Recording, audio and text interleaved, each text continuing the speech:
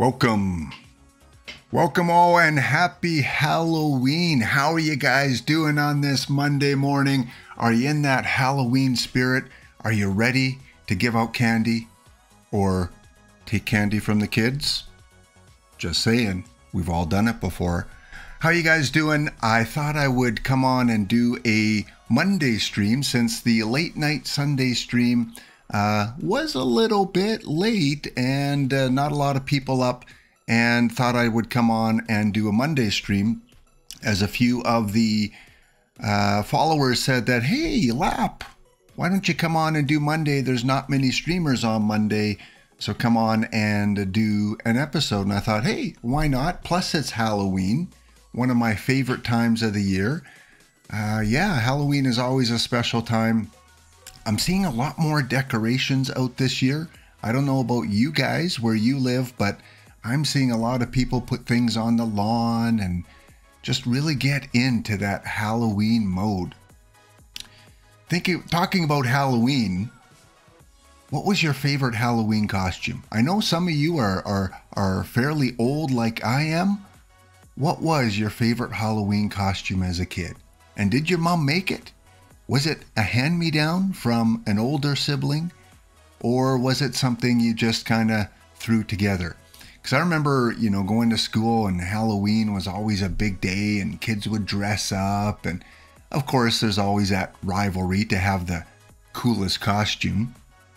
And yeah, I was a cowboy one year and I was a sailor another year and a race car driver, a hockey player.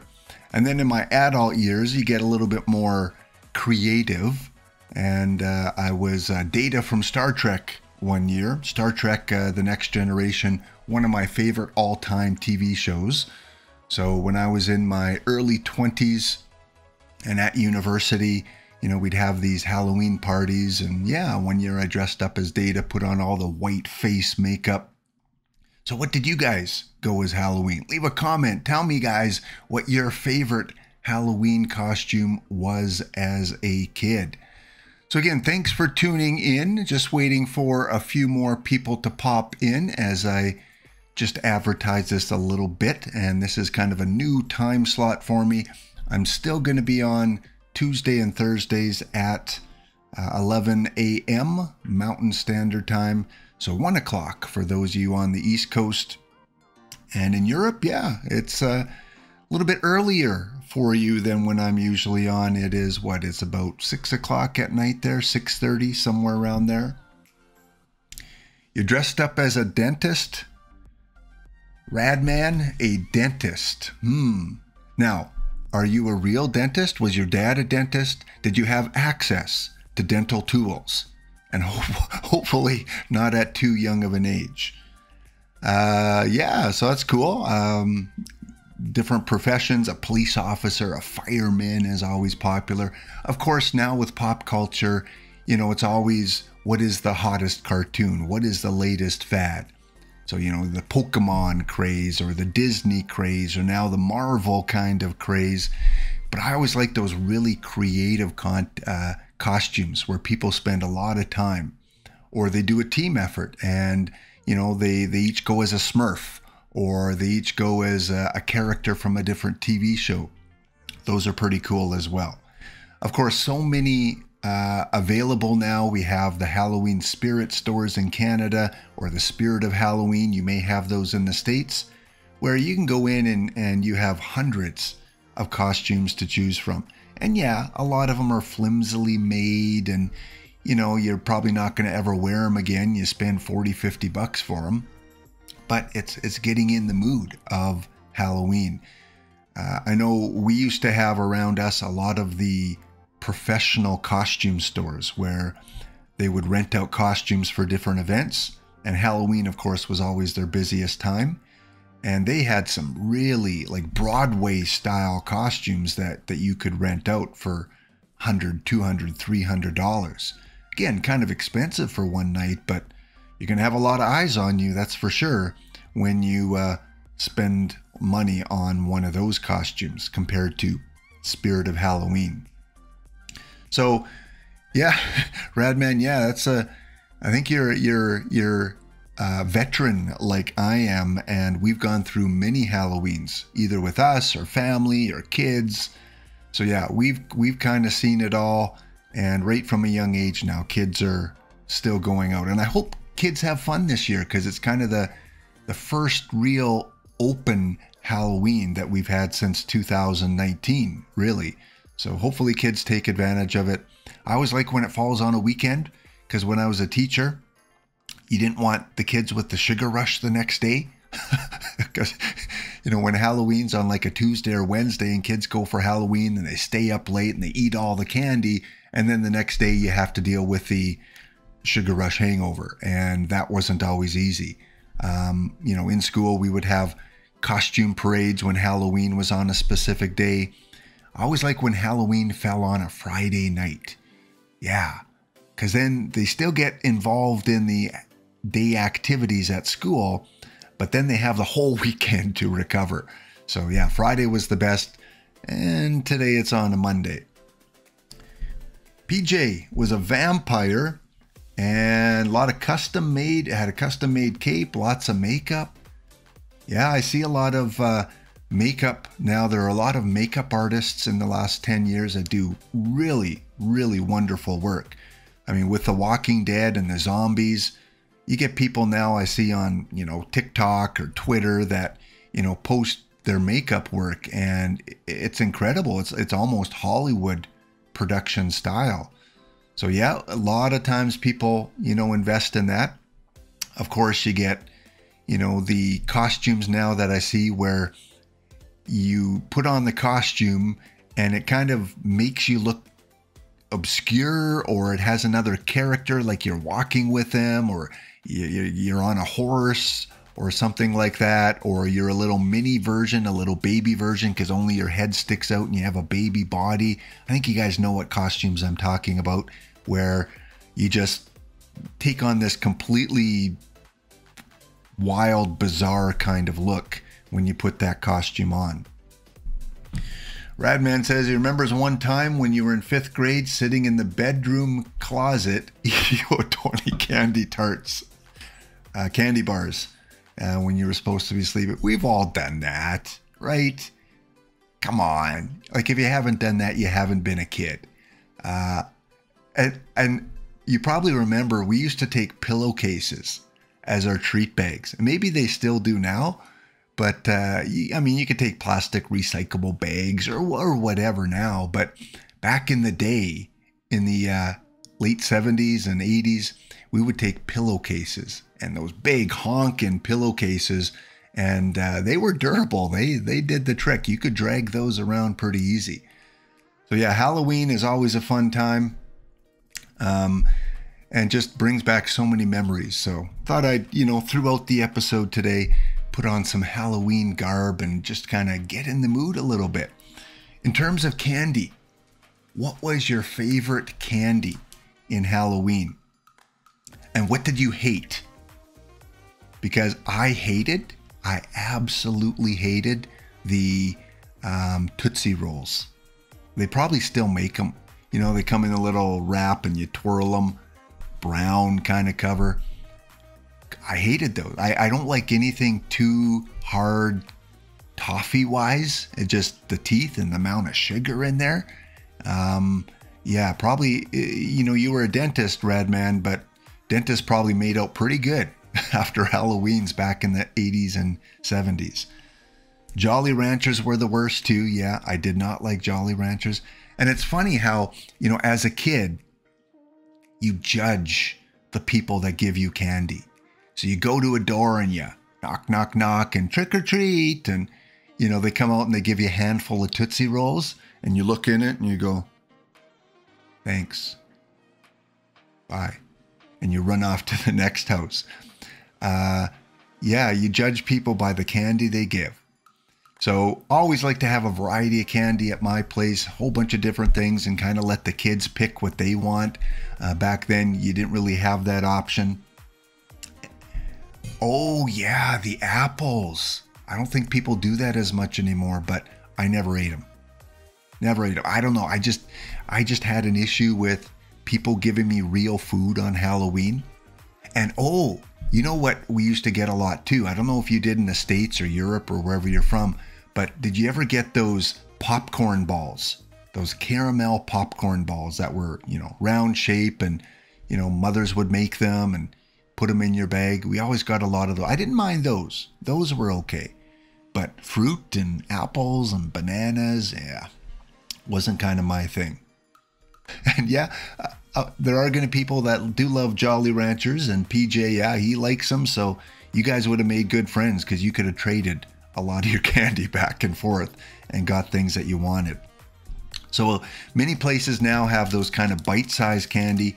Again, in Canada, we have something called Coffee Crisp, which is kind of a wafer, chocolate wafer kind of bar. If you think of Kit Kat, but you kind of make it a little lighter and you double the size of the bar, that's kind of what a Coffee Crisp is. It's less of that dense chocolate and more of the wafer in it. So probably my favorite chocolate bar now is Coffee Crisp, because hey, I like my coffee, as we all know by now. There you go. See, I facilitate trades on Twitch. We've got our first trade to announce. We have Jolly Ranchers being traded for Baby Ruth. Or no, we have, yes, Jolly Ranchers for Baby Ruth. It is official.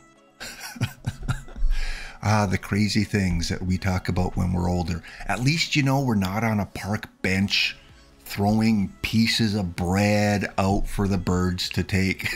We're in a tech world now.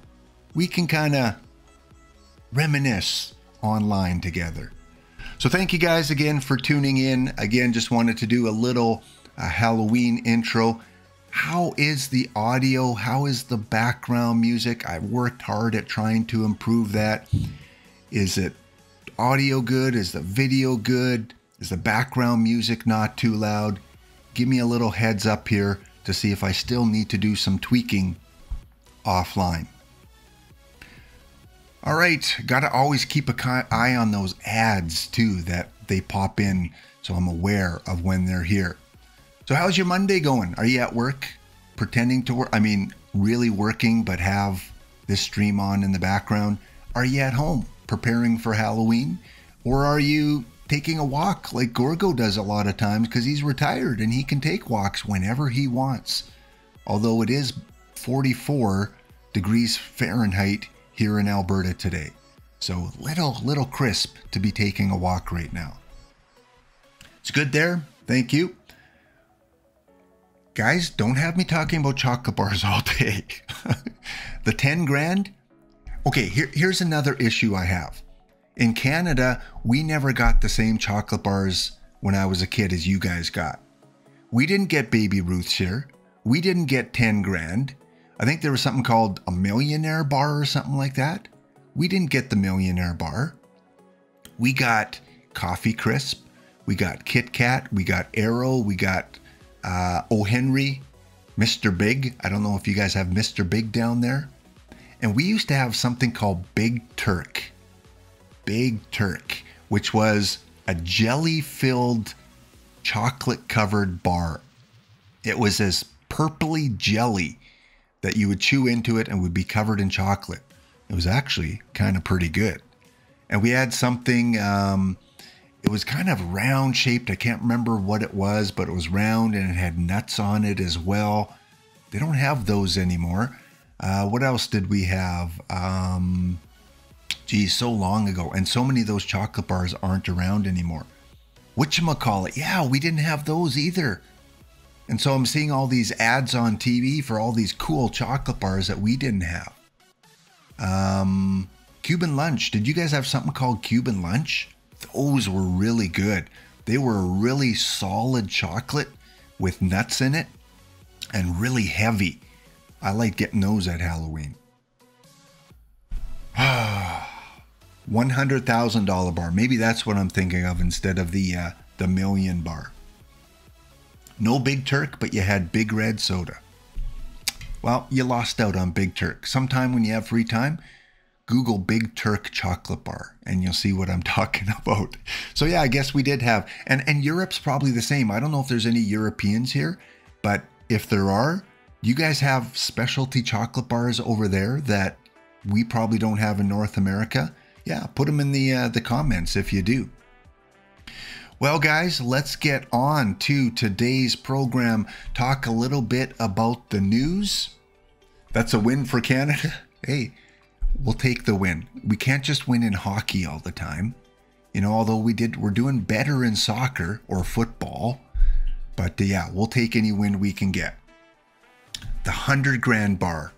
You nailed it. That was it, PJ. The 100 grand bar.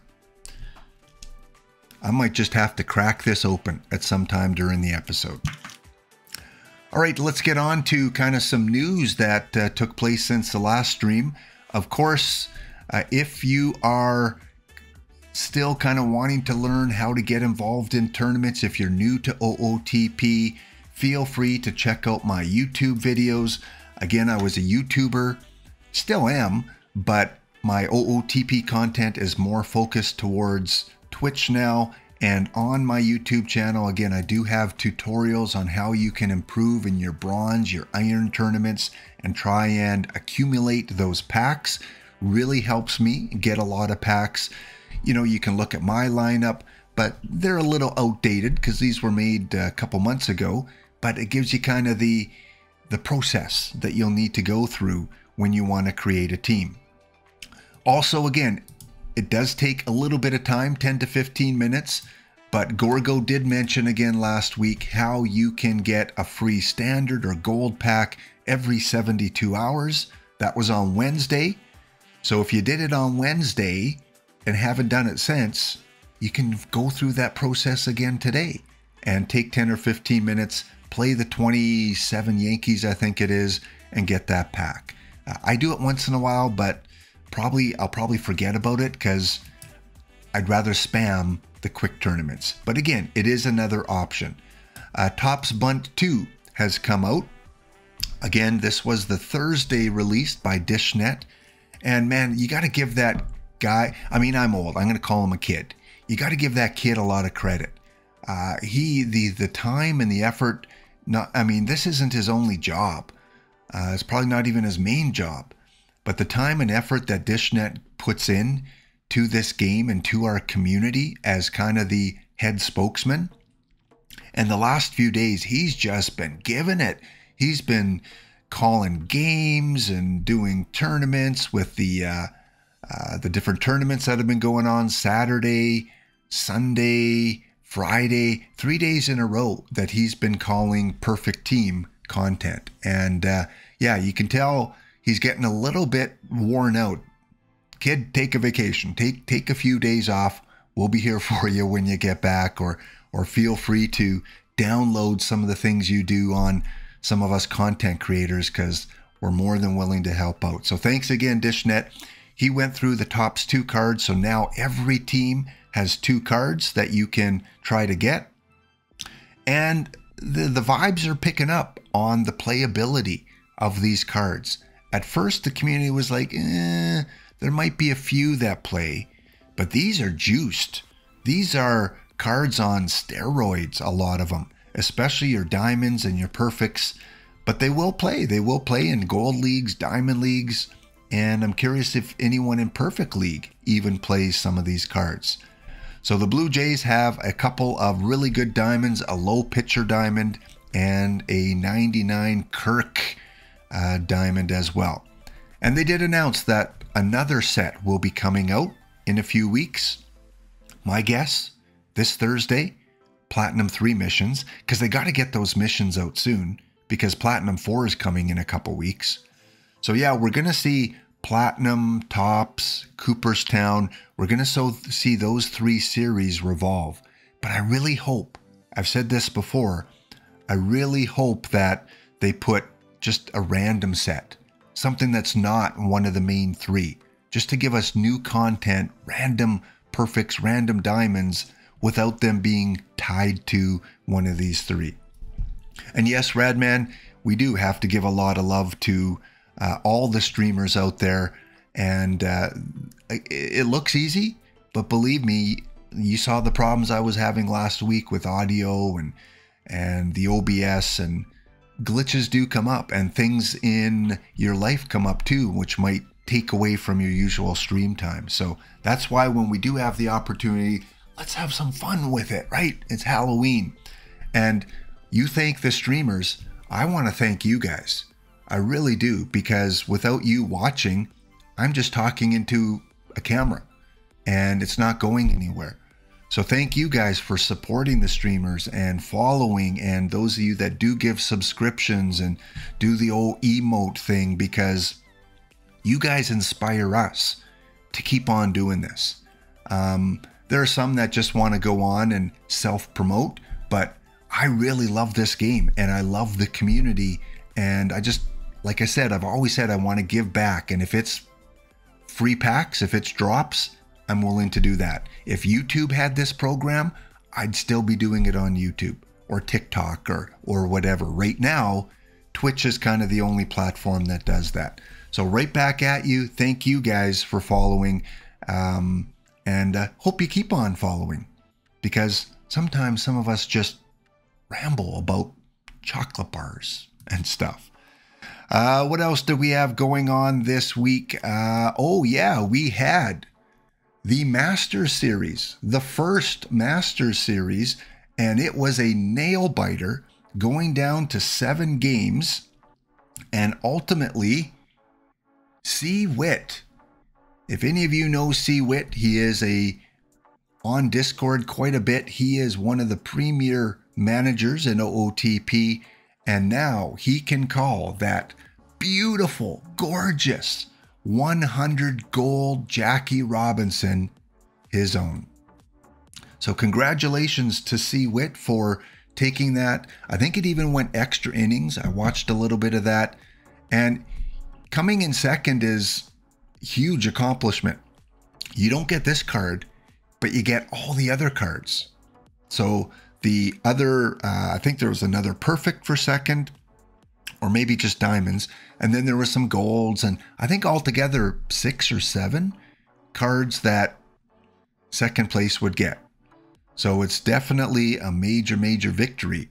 If you finish even in the top 4, you get a variety of cards. So well done. Thank you, OOTP, for putting, again, content and competitions together that keep us watching and motivated, because sometimes, I'll tell you, it's tough. As a free-to-play player, it's tough to get motivated when you're struggling to get these cards and collect perfect points and packs, and you want to compete because it's in us. You know, my wife's like, I just want to play games for fun. She's not watching. And that's great. Yeah, I mean, part of it is fun, but we've got those competitive juices as well. And so sometimes we get a little down because we just can't get those Garrigs and the Pujols and the missions complete to get that Carl Hubble or Sandy Koufax. So we struggle with the next tier down players, you know, the Roy Halladay or the maybe Pedro Martinez that we pull. So that's why I like random sets every once in a while on Thursday, because it allows us to get some of these premier cards without having to spend a lot on missions. So congratulations to LiQWYD. They did shout him out on their Twitter account as well, the Castroville Mashers. So I don't know if Castro is a town in the US, or if it's referring to Fidel Castro, or if it has another meaning, but the Mashers take home the trophy. And now there's going to be a second Masters Series later in the cycle, probably towards the end of the cycle, and then LiQWYD will take on that winner for the World Series of Championships. So yeah, that'll be kind of cool. We will crown an ultimate victor, although they'll probably just get a trophy, because well, I guess they could give another card, because this game does play for 2 years, unlike last year's version. Plays for 2 years, so once they stop releasing new content in about January, you can still play Perfect Team for a full year after, until OOTP 25 comes out. So I guess they could give him a card for winning the ultimate thing. All right, let me just check if we have any comments here. Appreciate the streamers. Yes, it is a time commitment, especially for getting, you know, things to show on screen. EVC with his slideshows and putting together those for his theme team. You can imagine it is a time commitment at time. It's not just, you know, sit on the couch, push go, and talk. You got to kind of have some sort of organization. That crazy Perfect League World Series last night. No, I watched the first two games, and Piscotti took the first two games pretty easily, and then he took the third game, and I thought, well, it's all but over. And then I saw Snail won game 4. Where did it go from that? Did Snail take it to 7 games? Or how did that play out? I didn't watch the end of it. It was getting kind of late. I had to prepare for this stream and do some other things. So yeah, in the chat, how did that World Series end? I know Piscotti won his back-to-back, so congratulations to him as well, or her, for winning back-to-back Perfect Team World Series. That's not easy to do. It is not easy to do. Just have a sip of my coffee.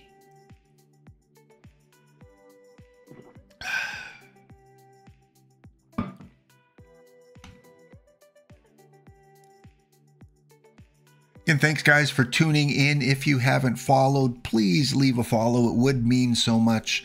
I think I'm getting close to 300 followers, and every single one of you, I value you for the follow. And we're going to be right back. We do have our first big ad break coming up, so stay tuned. We'll be back after our sponsors.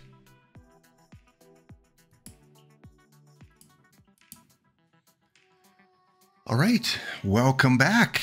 Got my new Halloween hat on, a little bit more comfortable. Now it feels like I should be going out, you know, on a safari in Africa. That's what I am. I'm a safari hunter. No, I kind of don't like that idea, but that's political, and I don't want to get into political things on here. Yes, in the US, you guys do have an election, midterms coming up, and in Britain, you have a new prime minister as well that came into office. I know France and Germany have had recent elections, so the world continues its cycle of new governments coming in. In Canada, we have Mr. Justin Trudeau, son of Pierre Trudeau. All right, wanted to remind you, if you have not got into the game, one last opportunity to get your name in the game for the amateur draft that's coming up. We will open the file a little bit later and kind of play a couple months, kind of right up into maybe the end of the season. And then I will put in the new players that wanted into the amateur draft, fill out that form, get it to me at some point today. And then when we come back to the file tomorrow or Thursday, you'll see your name or your player created name in the game. So again, just a cool concept I wanted to kind of get involved in. But of course, we have to get into, again, some of the content and our player of the past. Do you guys know who this is? Here is your pop quiz for today. Which former baseball player and popular OOTP content card is this guy here? Who do we got? And I know there probably is a little bit of delay to get answers in. RB, you are today's virtual no prize winner. It is Mr. King Kelly. His strongest playing point was that he was always ready. He could take advantage of a misplay which others wouldn't see until afterward. He played the umpire as intelligently as he did the opposing 9. He would make a friend of him, engage his confidence, and in various ways get the best of close decisions. And isn't that what you want in a catcher? Someone that has that ability to get the confidence of players or umpires and get those calls every once in a while. RB has a tragic life story. I didn't get that far into his career, but yeah, I'm going to look that up after stream to find out what went on with King Kelly. So King Kelly, a wonderful career, close to 6,000 at-bats, 1,400 runs, over 1,800 hits. And again, he's kind of known for his speed a little bit, 368 stolen bases. He could walk, 550 walks, and he hit the 950 RBI mark. Again, anytime a player can hit over 300, that's a good player. It's a player that has a shot at the Hall of Fame, and Mr. King Kelly would make the Hall of Fame, and probably well deserved. Again, I did not grow up watching this person. I only knew about him from Perfect Team. That's why I love this game. When I play OOTP and collect these cards and use these cards, they are now part of my baseball knowledge. And then when I do features like this on my stream, I learn a little bit more about players like this. So again, I really like OOTP for educating me on a lot of players. His career, you can see that he did move around a little bit. We're talking about back in the kind of the 3/4 mark of the 1800s. So signed as a free agent with the Reds. I'm sure Gorgo knew that. Then he signed as a free agent with the White Stockings. Then with the Bean Eaters. Went to the Reds, the Boston Reds. And I didn't know this as well. It's too bad Gorgo wasn't here, but I did. Was that a real major league team? The Cincinnati Kelly's Killers? Or is that like a affiliate team or a minor league team? I did not. I've never heard that name before.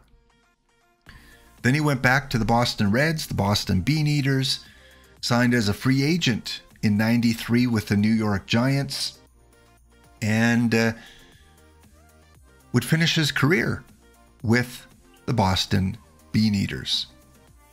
So interesting how a player of his ability and caliber moved around a lot, but really only in 4 cities: Boston, Chicago, Cincinnati, and New York. Yeah, 140 years old. Yeah, maybe not even halfway to that yet. Not quite.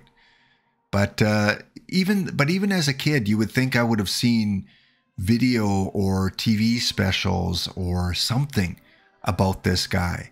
You know, Babe Ruth, Mickey Mantle, the players, Hank Aaron of the 60s and 70s, they're always prominently, you know, portrayed in baseball lore.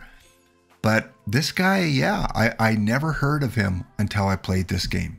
And even then, I didn't really learn about him until maybe a year ago when his card came up, like his 100 perfect card. So yeah, I will look into the history a little bit more of Mr. King Kelly. Of course, many of us use him in the game. He is in Perfect Team, and he has a 100 rated card, which I still use on my Diamond team. He can play right field.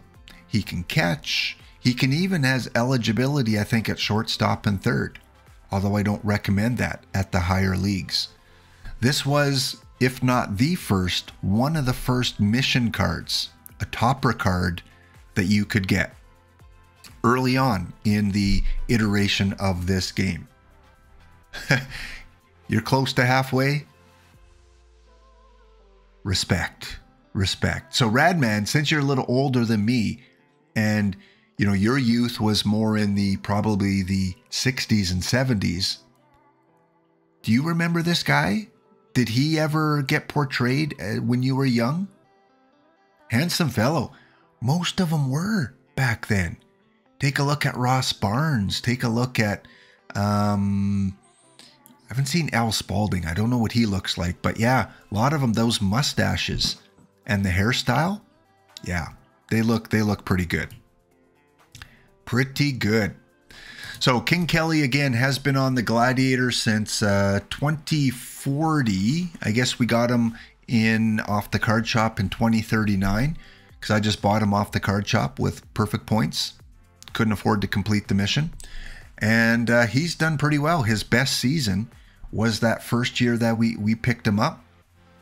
But, you know, although he's a stable guy on the team, when we look at his numbers, he's been in Diamond all but 1 year in Rocky Mountain.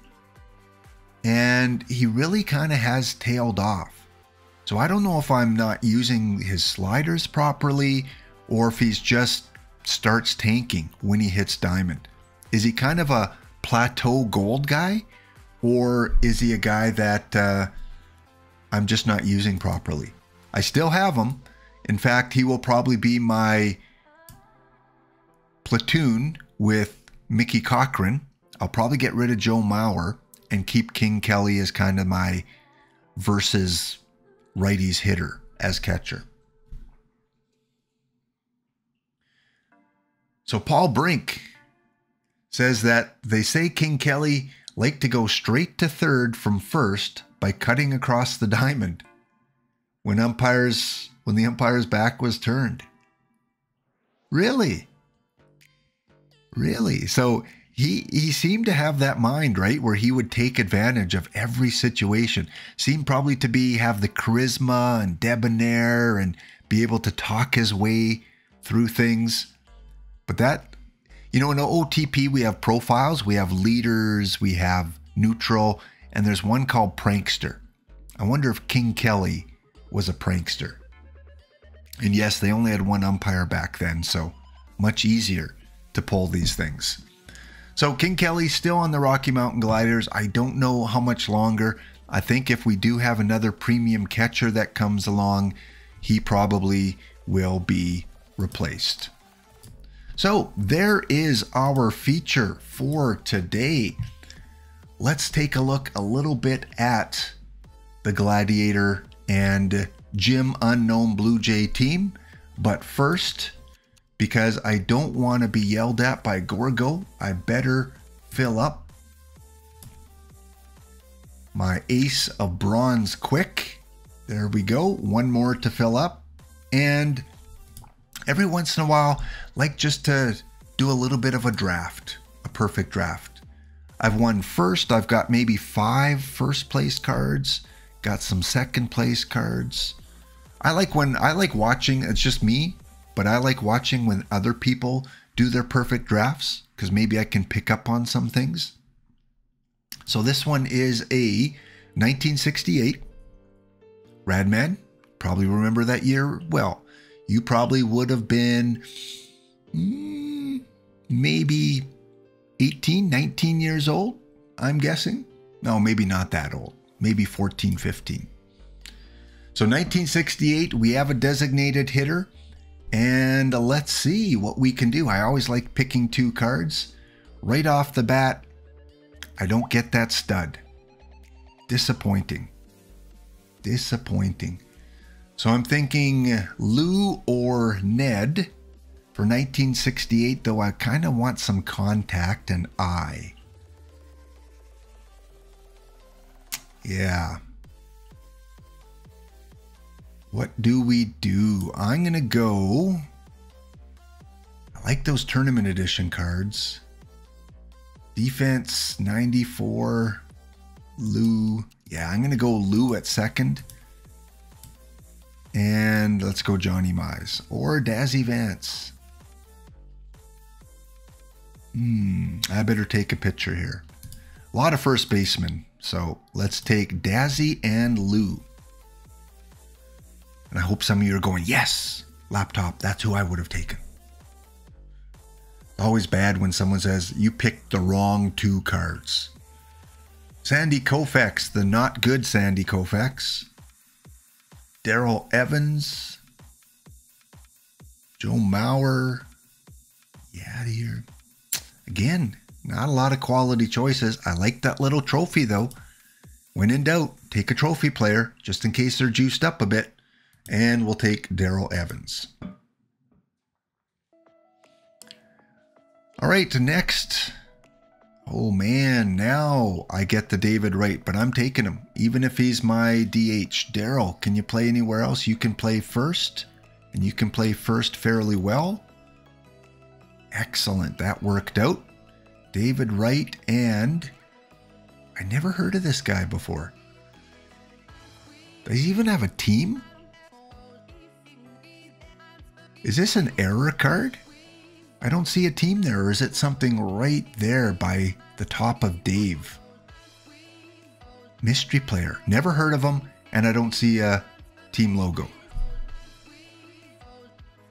Not a very good card, though. And I better take a stud shortstop, Mr. Simmons. Although, if I get Vern Steffens, I'm going to kick myself, because I like that card. Yeah, keep on trying, Radman. Just keep on trying. They're free. Might as well give it a shot and see what you can do. The thing is that, would you rather play for the 25,000 perfect points, or would you rather play for the card? Because unless you get first place, these cards really aren't playable. There's not a lot of use for them, except maybe in missions. As we saw with the recent missions, they're part of them for the Cooperstown. But my belief is they're free, so why not give it a shot? Next, Bip Roberts, a great utility card. He always does well for me in tournaments. When in doubt, take a Bip. Even if you've got that position full, he can play second, third, left field, center field. So I'll probably put him in left. And this is 1968, so I want 4 really good pitchers. And stuff wasn't as important back in 1968. So the Negro League players should play. Bip, you're going to go to left field. Jack Clark, stud card. He is my DH. And Brett Butler, you think you've got pretty good center field ability, good speed. When you play so many perfect teams, so many drafts, you get to know right away which ones to look for. Because I analyze my teams after and see who does well and who doesn't do well. I like Tettleton as a catcher. And back in 1968, I don't think the arm was as important. So I've almost filled out my starting roster. Just need a right fielder.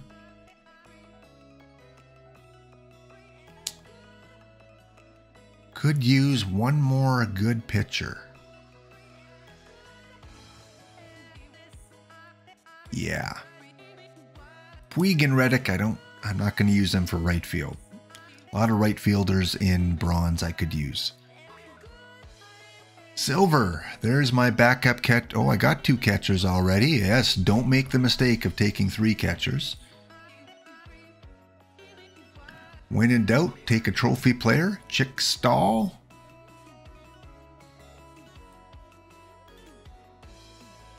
And not really key on relievers right now. Neff or McCormick. Let's go McCormick. You go for the money ones. I started, Radman, going for the 25,000. I think those ones are easier. I actually did better in those ones. But then I thought, the cards look nice. And if they're going to be in future missions, you could probably make more than 25,000. All right, Tom Tresh, Roy Columbine, Lloyd Brown. I got fooled early with these types of players where they had really high movement but average stuff and contact. or control, these guys don't do well at all. At least they haven't for me. Avoid very high movement, but yellow stuff and control, in my opinion. Even like this guy, I avoid him. Herb's score is going to walk a few. Let's take my backup shortstop. I always go for a good defender in the backup. Not really a lot of choices here. Don't need him. There we go. Good long reliever in the pen. I like the platinum cards. Still need... Oh, Wes Covington. Have you guys used him yet? Look at that contact and power. Bronze tournaments, I've got him in my bronze tournaments, and he usually is the home run leader by the end of the tournament. So I'm going to take him. Take him off the bench.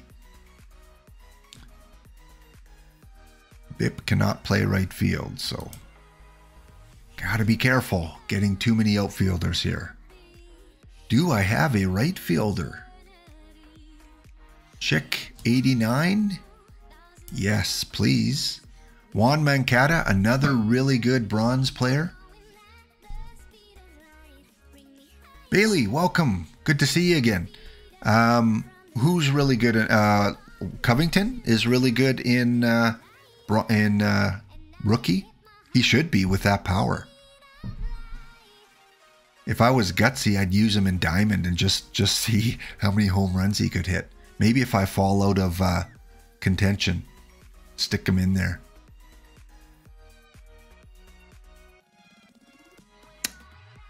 Yeah, Miley, no. It's not going to be good enough. What am I missing here? Another second or third baseman. Andy. Man, I should have waited on that backup catcher. Another really good bronze home run guy. Do they? They fall off in stone? Okay. Like even Rob Deere? I would think Rob Deere would play well in stone. There's the guy I'm going to take because he can pinch hit for me. My favorite Platinum 3 card under 70 is Rob Deere. My favorite one. Juan Mancada and Sandy Alomar Jr. are my top 3. And my favorite Iron Platinum 3 is Phil Koch. Better take Grady for a backup center fielder.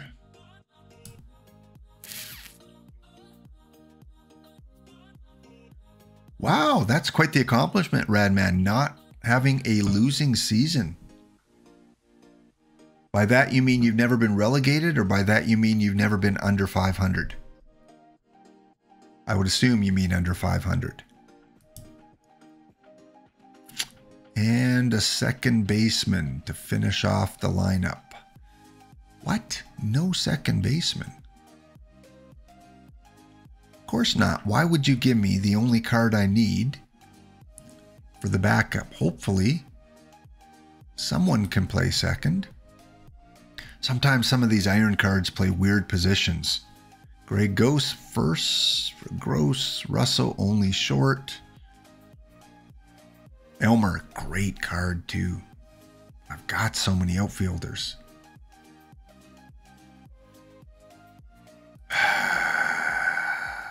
When in doubt, take an extra pitcher. All right, that is done. Not too happy with it, but anything can happen in this random game. Sometimes I go in and tweak sliders after the fact, but we'll just get it set up.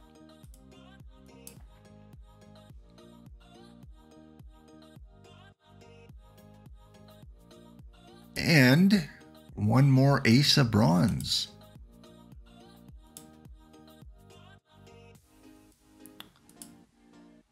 There we go. Okay, we're set up tournament-wise on that. I do have one more daily one that I will draft off screen. But let's take a look at the teams and how they did last season. I'm conflicted, chat. I'm conflicted with how my teams did. And I'll tell you why I'm conflicted. Here are the Gym Unknown Blue Jays. Okay, this was yesterday. This was the tournament results. And you can see that we won our division. We won the division series. Then we lost out in the Final Four. And we lost out to a really good free-to-play team. So congrats. I like when the free-to-play teams do well. But you know what that loss did? It didn't get us this trophy. But it did get us into Diamond. So the Gym Unknown Blue Jays are now in Diamond. And I don't know how to feel about that. So Radman, you talked about your winning records, and I like to think that the Gym Unknown Blue Jays are a sea of green in their stats. Look at these numbers. 683 winning percentage for a team I threw together to do my tutorial series on YouTube.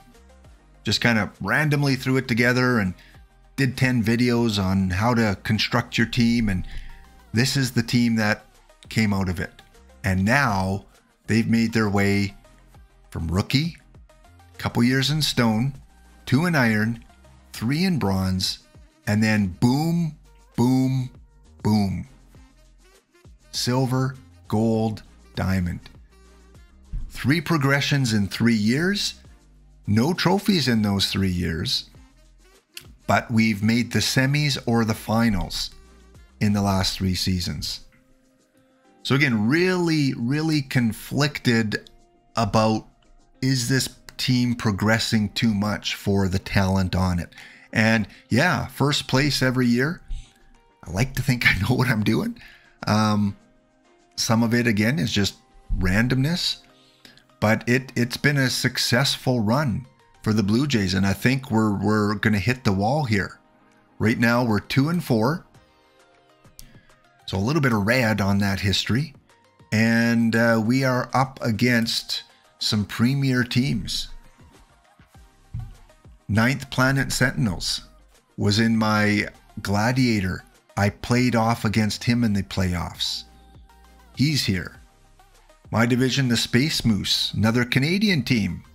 Go Canada, eh? Let's go down to the Tim Hortons and grab a few donuts and double, and then we'll go out to our igloos and we'll look at polar bears, eh? Space Moose would get that. Chicago Titans, Shelby Cobra. Who else do I recognize here? Sunnyvale Mustard Taggers, another Canadian team. Sack of Wet Mice. Yep, that's Canadian. So yeah, we're going to be in tough. I would fully expect that this will be our worst season ever, and we might even get demoted back. Because when you look at this team, yeah, it has good players, but it doesn't have the studs. Maybe even Pedro. Like, I don't think a lot of perfect teams use Pedro anymore, except maybe in the bullpen. Kevin Brown, again, might be a bullpen guy in Perfect League. Same with Vida. I doubt many teams use Sid Fernandez anymore. And then in the bullpen, yeah, I've got McGraw. I've got Papelbon. I don't have that top tier. Maybe I've got the second tier down. Maybe even top of the third tier for some of these players. But some of these players I've won in tournaments. Tim Belcher, here's a perfect draft card that I won. 54 ERA. Yeah. It's early. It's early. Could sell him for about 35,000. I won't. I'll give him a shot. He did okay in gold last year. So that is our pitching lineup. This is our set of hitters. We'll kind of leave that on the screen right now. Heading to our second commercial break. Then we'll come back, rip a few packs, and check out the Gladiators. We'll be right back.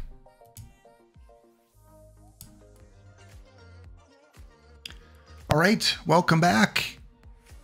Got the tribute to Dish. Does it much better. Dish does the 40s and 30s look much better. But hey, it's Halloween. It's an excuse I can put on different hats. So welcome back. We were checking out the Jim Unknown Blue Jays. Looked at their pitching. Here is the hitting. Again, I'm a little bit shocked at how they've progressed with this kind of lineup. Yeah, again, some second tier, lower level, first tier players, but catching, I don't have probably the top 4 catchers in the game. McCovey, I got early because I knew he would be really good. And he's struggling so far in the 6 games that he's played. But you can see, as a Jim Unknown Blue Jay, he's got 330 home runs in about 10 seasons. So hitting about 33 home runs a year. Wade Boggs, again, he's not a top tier player, I would think. I still have Silver George Kell until he proves he can't play anymore, which this might be the season. But he's hit consistently. He's got a 305 lifetime average with this team. So couldn't get rid of him yet. George Tinker, I brought in recently to upgrade my shortstop position. And he is a player that is, doing better than I thought last year, or at least 2 years ago, or last year in gold. Not doing well this year. Hank Aaron is Hank. Don't really need to talk about him much. He's going to Hank. He's going to have a really good year and a really bad year and a really good year. But overall, you're going to keep him for a while. Cool Papa, I should probably play a little more. He's starting off Diamond really well, but only 6 plate appearances. Shoeless Joe is probably going to have to be replaced soon now that we're in Diamond, but saying that, he's had a couple strong seasons lately. I love the tournament Shoeless Joe, but got to hang on to him for a bit. Roy Parnell, I picked up last season. He's doing well in Diamond. He's a card I hear some people say that it's kind of like a hidden gem. Kind of performs better than you might think. So we'll give him a shot in Diamond. Paul Hines, I picked up right on day 1. I bought on the card shop for just over 30,000. Solid defender. Won a few awards, including the 2039 World Series MVP. Wow. I don't think I won the World Series in 2039. Maybe I did. We'll check that out later. And Larry Walker, perfect Larry Walker. 333. Won a lot of awards. Played on a few teams. Oh no, he's only been on my team. Okay. Wow. Larry. That's Hall of Fame caliber right there. 293 overall average and 325 home runs. This is what a free-to-play team for a lot of you would look like. You get lucky on a few pulls, but then again, you have to grind your way through tournaments. So if I go back a little bit, I'll go back to Saturday, 3 packs, 10 packs, 3 packs, 5 packs, plus perfect points from logging in and the in-game performance, 5 packs, achievements. And I don't have this account hooked up to any kind of affiliate Twitch drops. So I don't get any drops from Twitch streams. That's on my Gladiator account. 10 packs, 10 packs, 3, 3, 3. So yeah, I've been successful in tournaments, especially lately. Thankfully, because that's helped this team get to where it is. 1939. Yes, I did win the World Series. Won the Stone level. So Paul Hines was the MVP of Stone that year. All right, well, not much to talk about with this team because it is early in the season. Mission-wise, let's take a quick peek and look at all of them. Close on a few, close on folklore, close on home run leaders. So could get a few more packs. Joe Mauer bronze, not really interested in. Okay, guys, let's do it. Can I get that EVC, that Gorgo, that Dishnet pack luck? When you get faceless players, you kind of want to use a timeout. But not yet. Not yet. Too early for a timeout. 12 live in a row. Okay, good. On our first gold, and again, hoping to hit on Bunt Platinum Historical. Top 3. Bunt cards, Platinum 3 cards, Historical. And with that, we get Tim Wakefield. Okay. Not a duplicate. I remember watching him a lot because this is in the 2000s, early 2000s probably. And a knuckleballer for the Red Sox. Not selling for a lot, not part of any missions yet. But just you wait. I bet you Cooperstown 4 or 5, he will be part of one of the pitching Cooperstown missions. So you can get him pretty cheap, $1,700. This will go up when he's part of a mission. So you might want to grab a Tim Wakefield now, because you might pay double in a few weeks.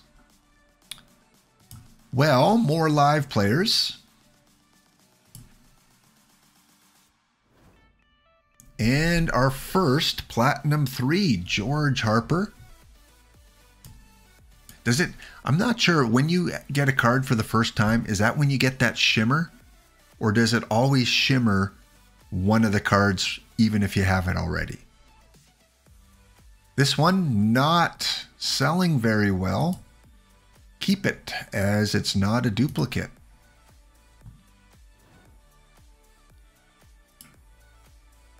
Diamond, come on, where are you? We have a Lou Blue.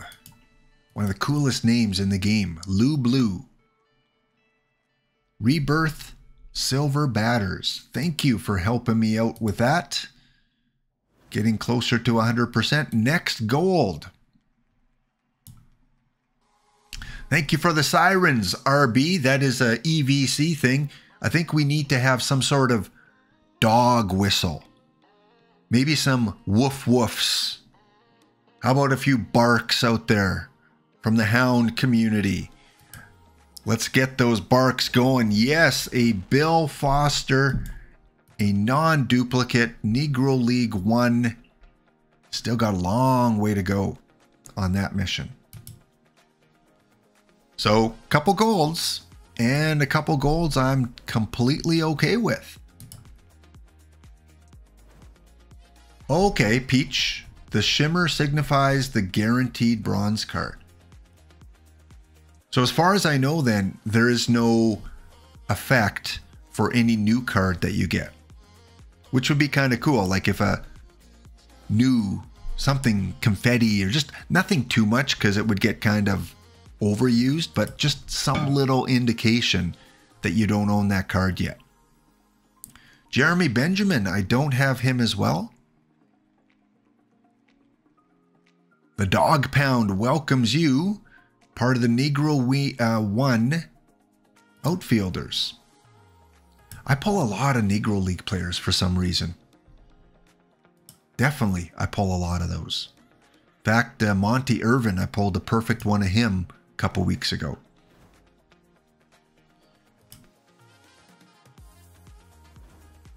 So some good historicals. I can't call a timeout quite yet because we are hitting on some decent cards. Duplicate here. Selling for $1,600. I am giving you the Hound special $9.99, half of the current low order. So if you need a Ramos, a silver Ramos to help for a couple missions, it is on the card shop.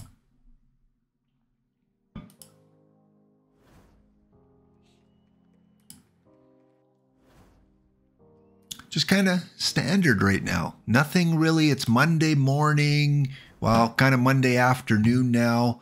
Another bronze Negro League player. I think I have him. Yes, it is a duplicate. Lowest is 42. Hound special 33. And same with McCovey. Might as well sell him. Same price. 33.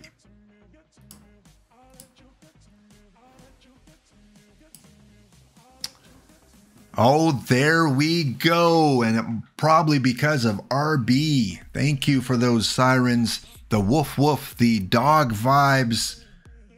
The dog pound has hit on a perfect.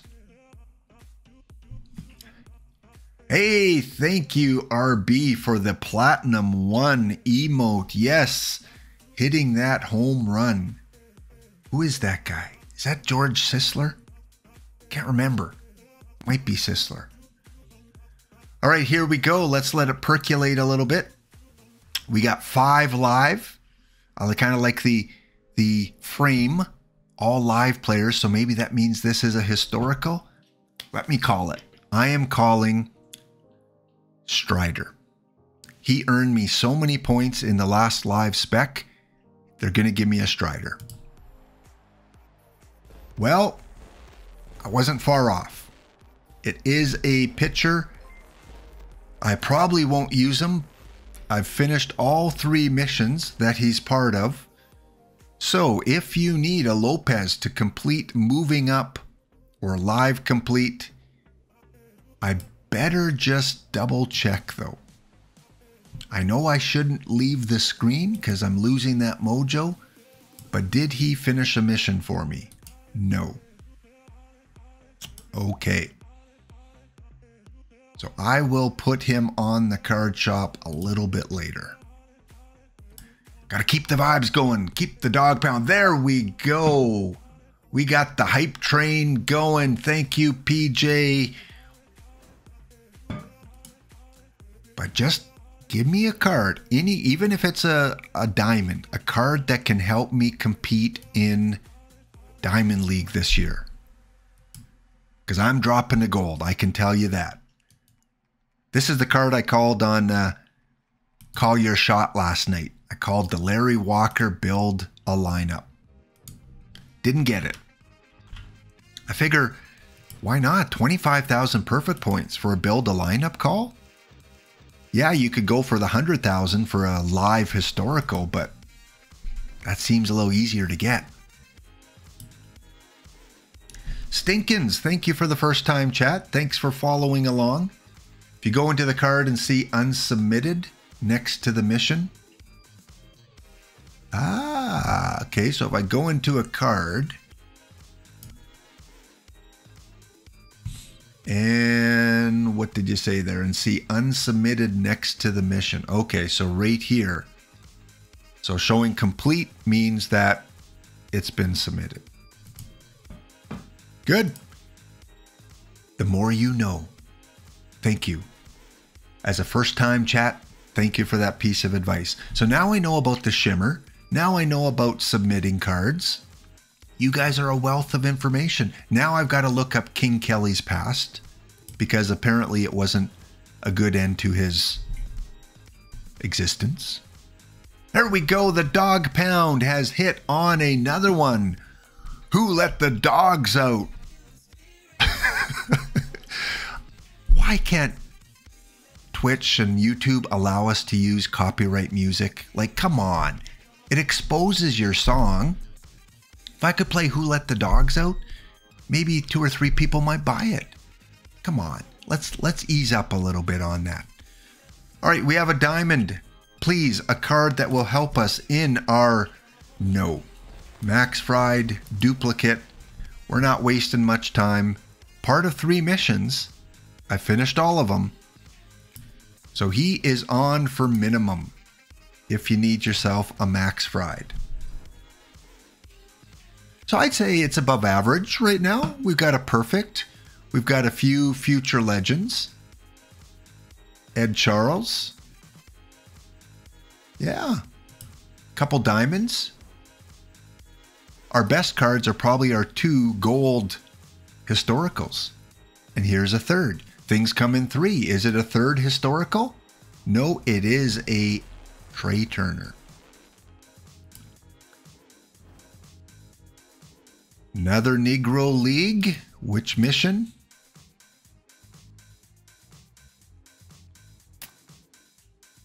Okay, making some ground on that.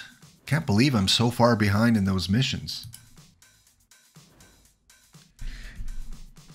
See, chat? Didn't I tell you Gorgo is probably out on a walk? Yes, and he's back from his walk. 46 degrees here, Gorgo. Hopefully it's a little nicer where you are. And you've shown up just after we pulled a perfect. It was a live perfect, but it was a perfect. Couple historical golds. And here's another gold. The Gorgo Gold.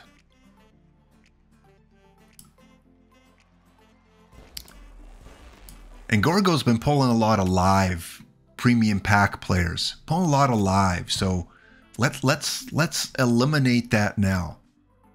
Let's sell this guy for minimum, even though I don't have him. I don't think. Nope. Probably should have kept him. Sorry, Gorgo, you distracted me.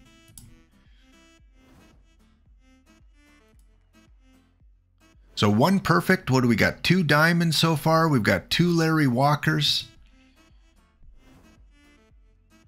Got about 6 golds. Got the Dishnet salute tribute to Dish and the last 3 days that he's put in calling all those games. Memorable games.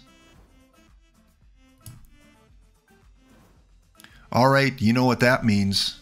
That is not a good sign, pulling all these live players.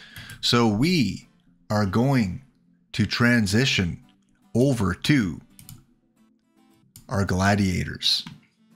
Let's check them out. They were kind of our main team, but I don't know anymore. And now that Gorgo's here, let's make sure we have our Ace of Bronze filled.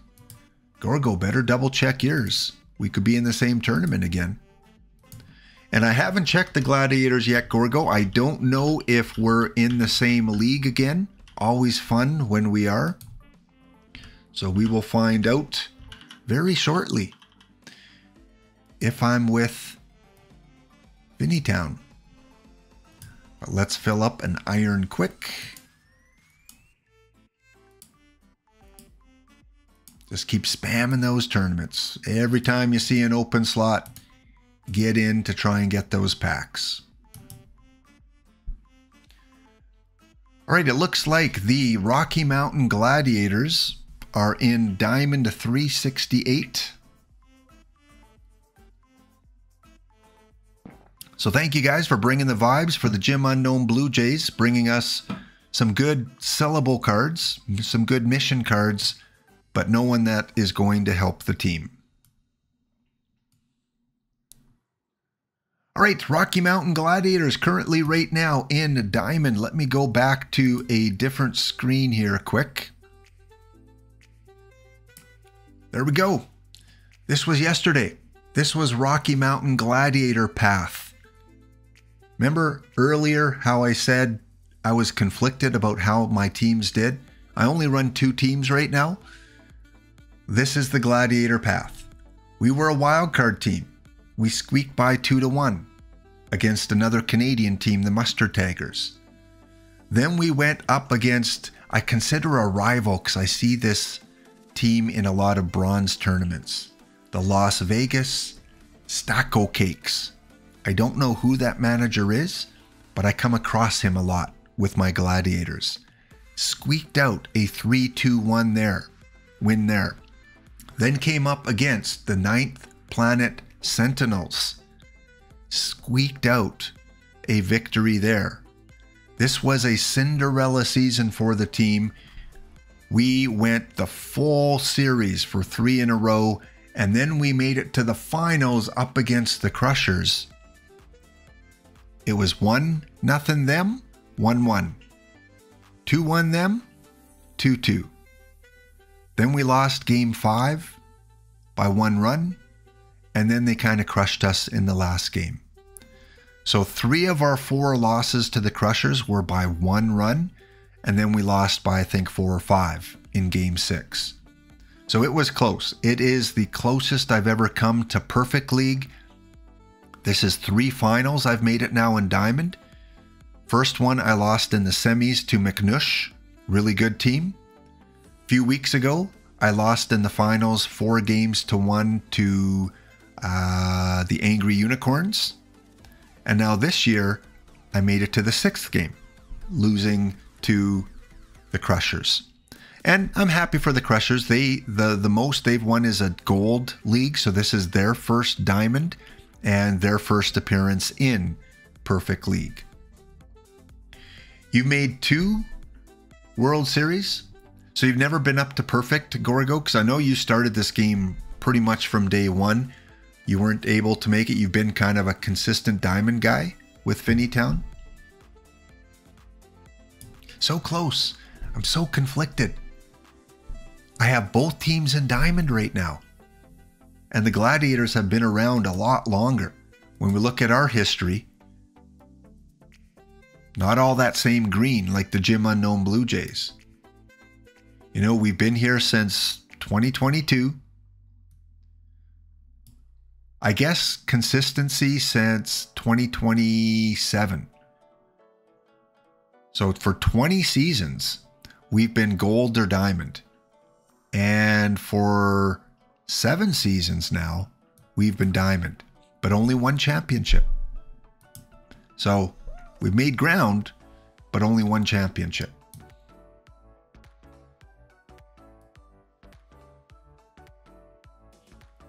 Gorgo, except once in Perfect Team 21. After 22 went live, you went to Perfect League, but it didn't really count. So Bailey, yeah, here's our timeout to talk to Bailey, because Bailey is in Perfect Team. At least I think so. Are you, like, do you move up and down a lot in Perfect Team, Bailey? Or have you built a team that's stayed in Perfect Team now for a few seasons?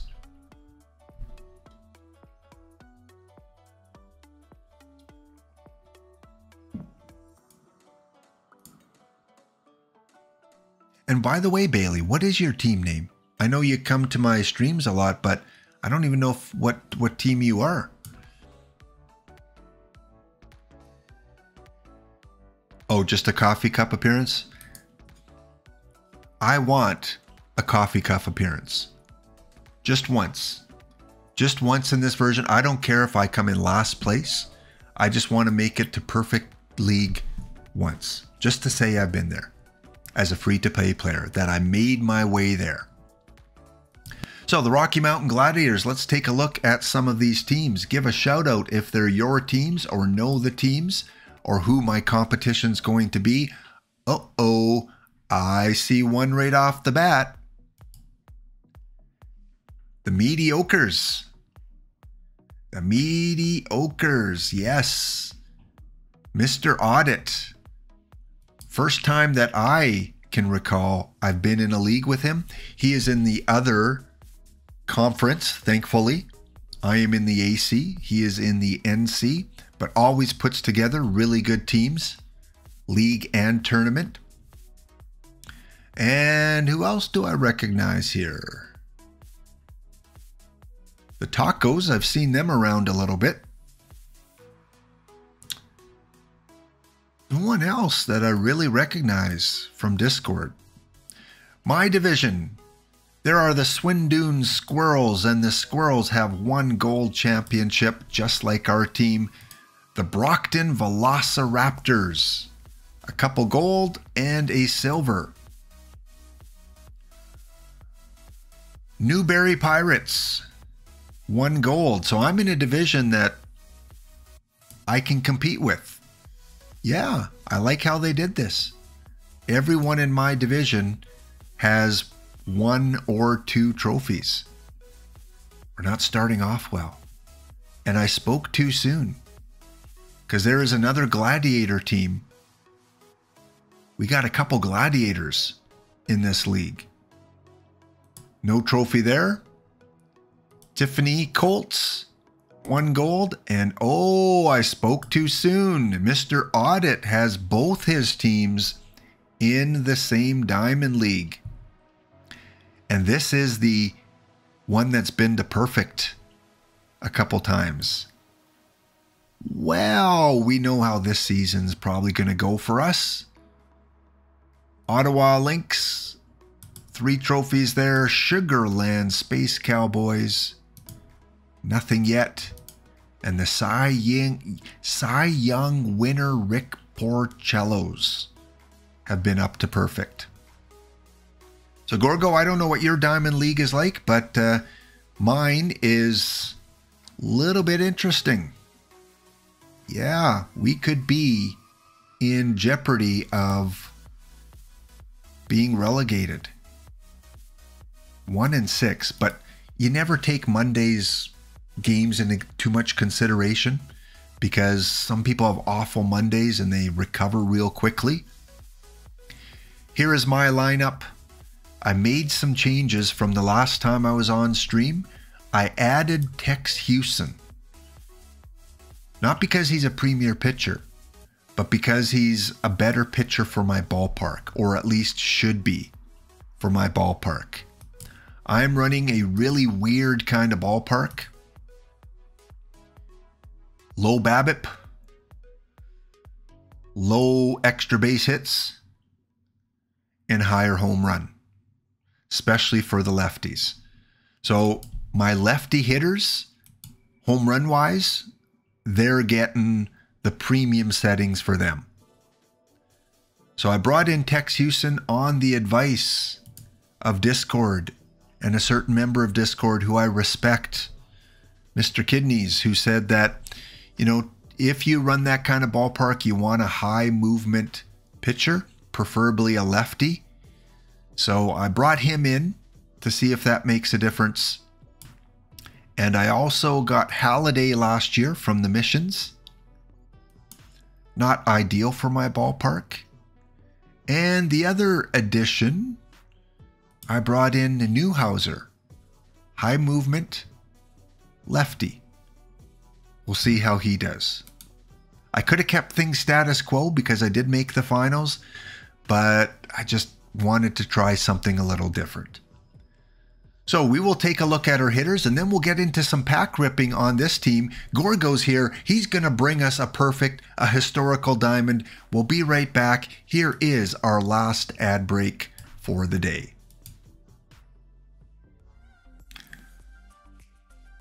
All right. Howdy, partner. We're back for the last segment of this Halloween special. And this time I've got, for all of you Texans, Albertans, the cowboy hat. I can't pull off a cowboy hat unless it's Halloween. So there we go. I was actually in, before COVID hit in 2019, the summer of 2019, I made it to Louisiana, New Orleans, Louisiana, and Houston, and Dallas. And yeah, had some fun in those cities in the summer. Probably not the best time to visit them, but as a teacher, that's kind of when I have my holidays. So yeah, 2019, I was in the US, first time in New Orleans, first time in Texas, and both beautiful areas. So little salute to you cowboys and ranchers out there on this Halloween. And I still have my coffee crisp. In case you missed it, we talked candy for the first 10 minutes of the broadcast.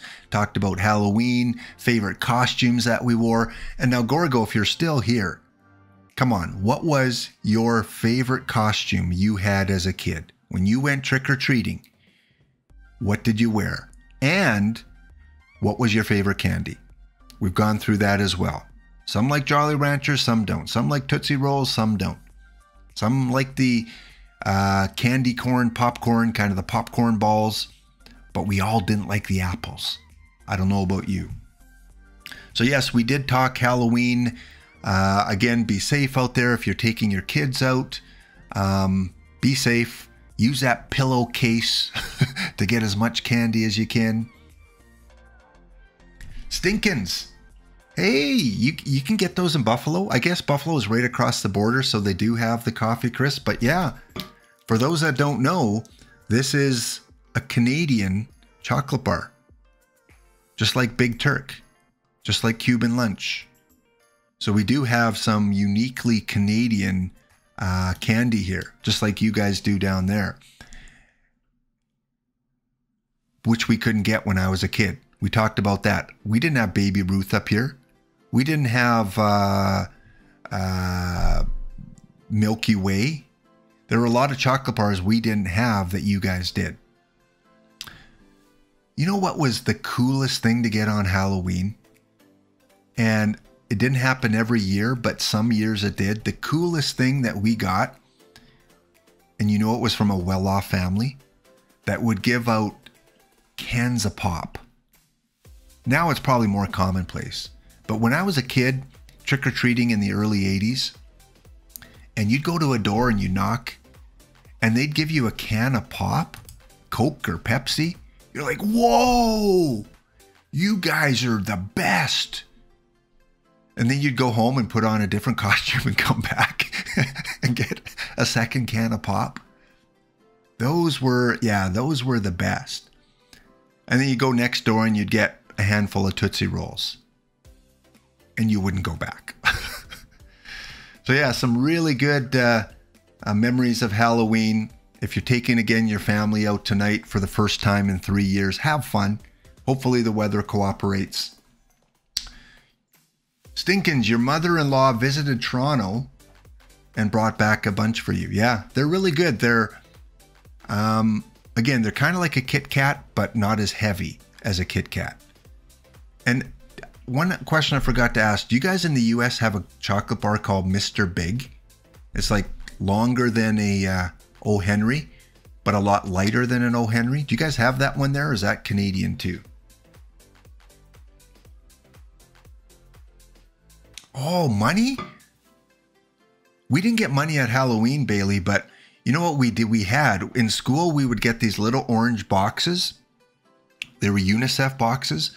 And we would go and we would go door to door, and people would have pennies or nickels or quarters, and they would put them in the UNICEF box. And then we go to school and they would count up all the money, and, you know, the school might give out prizes for those that collected the most. So yeah, I remember the UNICEF boxes, but I don't remember ever getting money from anyone. Cans of pop, maybe. Gorgo, Casper the Ghost. Oh, and you like the Tootsie Rolls? Yeah, I just don't like the stuff that gets stuck in your teeth all the time. I was more of a chocolate bar, potato chip. You know what I did like? The Sweethearts. Remember the Sweethearts that had the little saying on it? Be nice, I love you. Or the ones that were around a little rope, like a necklace or a bracelet. Remember getting those as a kid? Maybe that's more Valentine's Day, I don't know. But I kind of remember those at Halloween too, the Sweethearts. And then, of course, you'd trade with your brother or sister, and you'd exchange the candies that you wanted. Mom or dad would take a few. And yeah, you'd have a sugar rush for a couple days.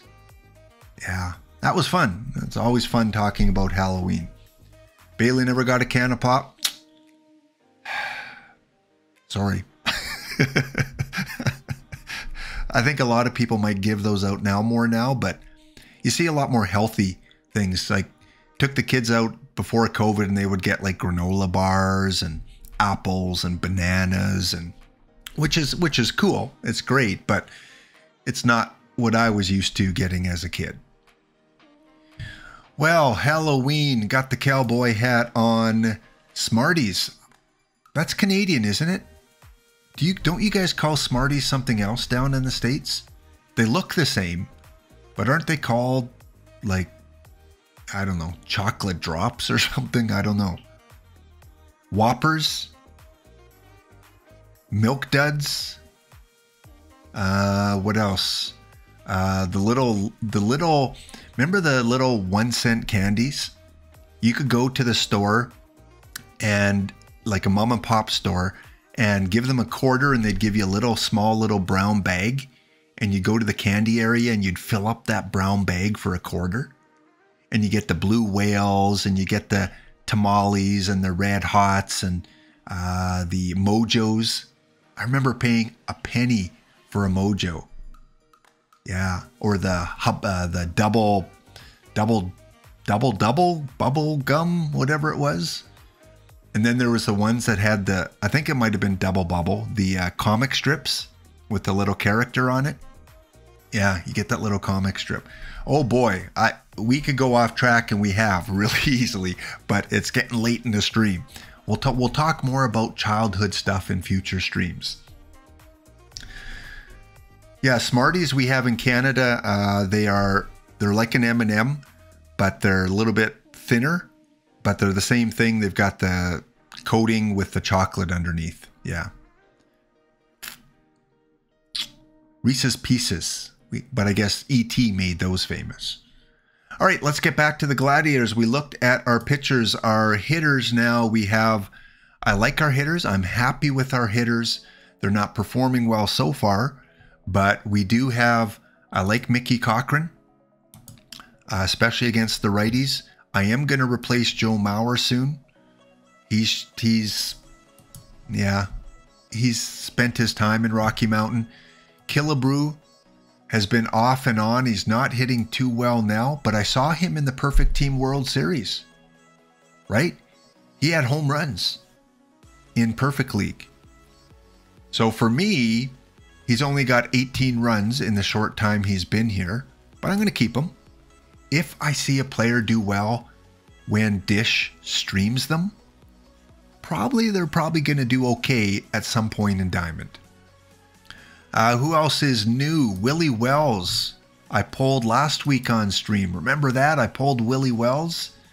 261. Probably one of the top 5 shortstops in the game, fielding-wise. Although he's below 0 right now. Hey, Ottawa Lynx. I always like it when I have a rival, well, at least for this week, in my division. Where is the Ottawa Lynx? And the question is, are you in Ontario? Are you actually in Ottawa? Ottawa, we're sharing the basement right now. 1-6 and 2-6. Way to go. Where are you up here? Yeah, you got the Canadian flag. You are probably in Canada right now. Good for you. Yeah, so you've won a rookie, you've won a stone, you've won a bronze. I've won a gold, so that probably balances out. You've won 3, I've won 1. But hey, good to see you here. I look forward to when we play. Let's take a quick look at the schedule. Where is Ottawa? We must play it sometime.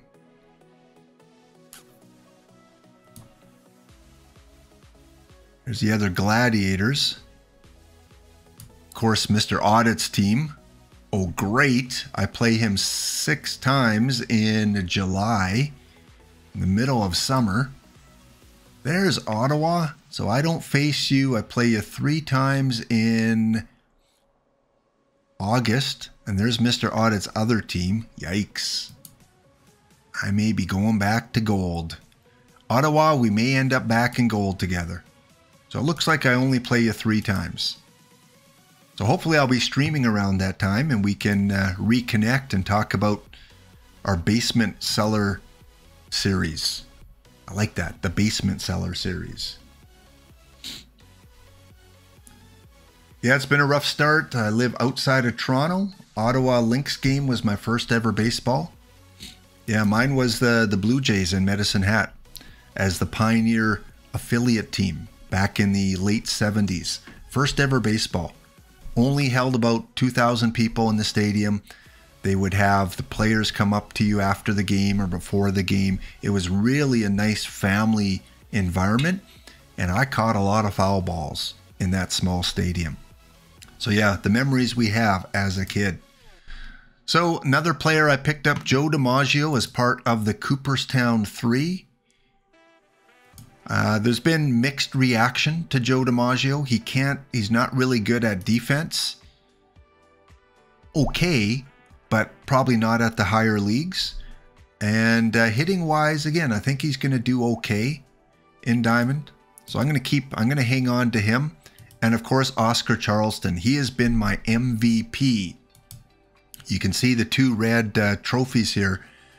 He was the Division Series MVP and the League Championship MVP. So he was a big reason why I got to the finals. And 265, 349. Yeah, he's going to be on the team for a very long time. Really good player. And I bought him on the card shop. He wasn't cheap, but it was a lot cheaper than completing the mission. I think I got him for about 160. What's his League 10? I got him for under. I think I got him for maybe about 180,000 perfect points. So yeah, but he's been worth it. That was the money I made off live spec, and I used it on players rather than on packs. So Oscar Charleston, when you look at this team, Brooks Robinson, still probably the best third baseman. Willie McCovey, Willie Wells, Jackie Robinson. It's a decent team. It's a team that should stay in Diamond if I can ever get my pitching figured out with this ballpark. So I look forward, Ottawa, to your venture into Diamond with me this league, and I'm going to spy on you. Sorry, but I'm going to spy on you. It's Halloween. Trick or treat. A little bit of a trick here. You've got all perfects, and we share 1, 2, 3, 4, 5, 6, 7, 8, 9, 10, 11, 12, 13, 14 players. Tip of the hat. You got a really solid Diamond team as well. Ken Griffey Jr. is my next target. I want a Ken Griffey Jr., but he's probably pretty expensive. 300,000. I don't have that. I'm missing a few zeros on my perfect points. And what kind of ballpark you running? What kind of ballpark, Links? Oh, that is unique. All neutral except for triples. I'm guessing you don't have a lot of gap guys on your team.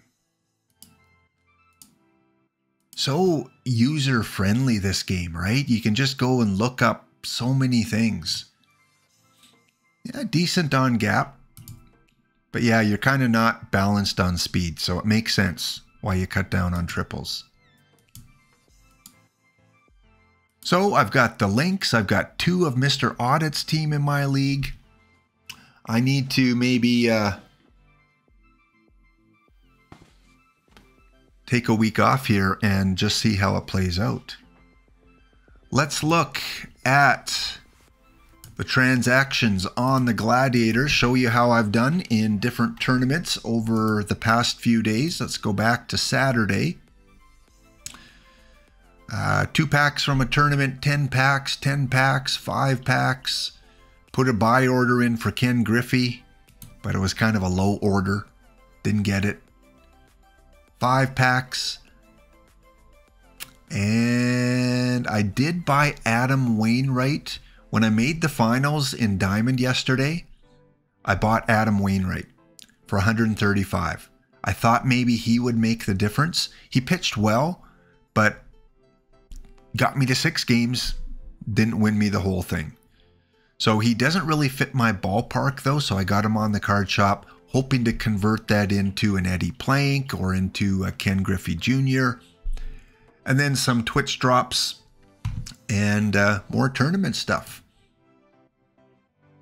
Twitch drops from last night, washing dish. So yeah, that is how the Gladiators have progressed. Last stream on Thursday, I ended off at 144 packs, so I've made over 100 packs in 5 days. From tournaments, from missions, from perfect drafts. So it can be done. You can get 100 packs a week just by sticking to it. Again, go watch my tutorials on YouTube. Go put together a team, really cheap to do.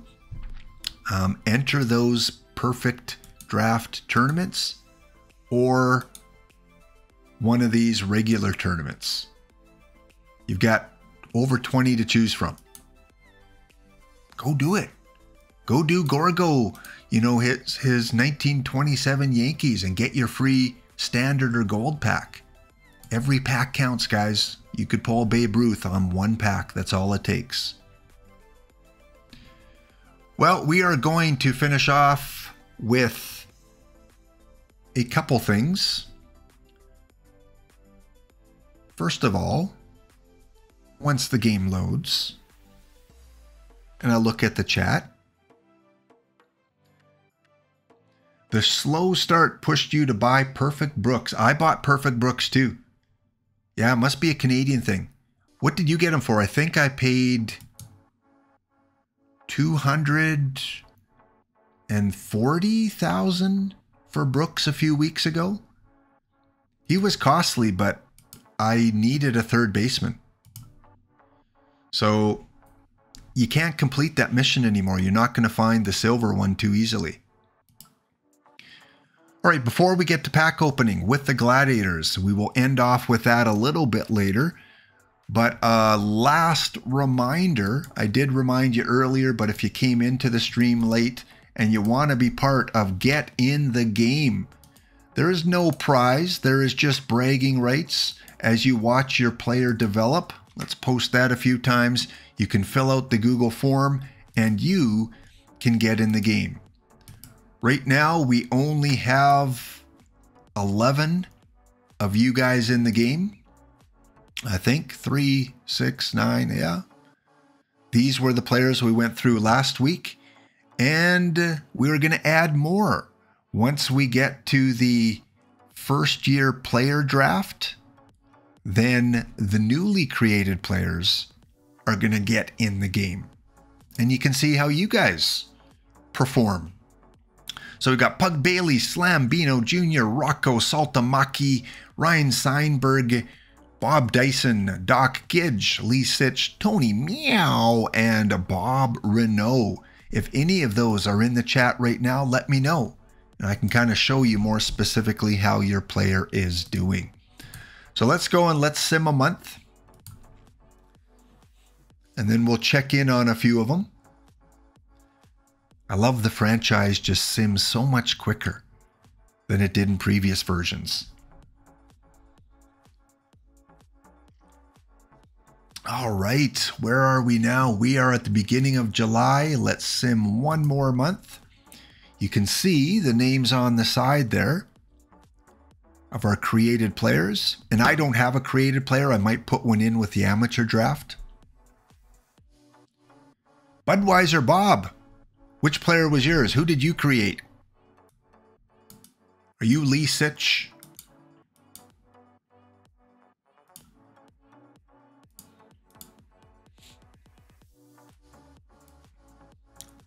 Okay, let's take a quick look at these guys and see how they're performing. You are Bob Renault. Okay. Well, sorry. Sorry, Bob, you're in a slump right now, but hey, maybe you can break out of it. Let's go to the default. Here are their teams that they're playing for, and it looks like all of them now have made it up to the major leagues. There were a couple of them that were in AAA, but it looks like they're all playing at the major league level. And quick check-in, Pug Bailey. I believe he's a two-way player. Let's see here. Yes, a two-way player. Batting stats, Pug is hitting .241 with 84 hits, negative WAR. And in the pitching department, he is .500, 12-12 with a .343 ERA and a 3.9 WAR. So New York Yankees, Pug Bailey, doing pretty good, mainly as a pitcher. Let's go down and check out Bob. Bob, the Washington Senators. He is a hitter, primarily an outfielder, specifically right field. And right now he is hitting .281. In a slump right now, but he does have 10 home runs, 72 RBIs, not a base runner, only 1 stolen bases. Just like Albert Pujols in the Master Series that C-Witt was able to win. Slambino Jr., Cincinnati Reds, born in Orlando, Florida. Two-way player, mainly a hitter, I guess.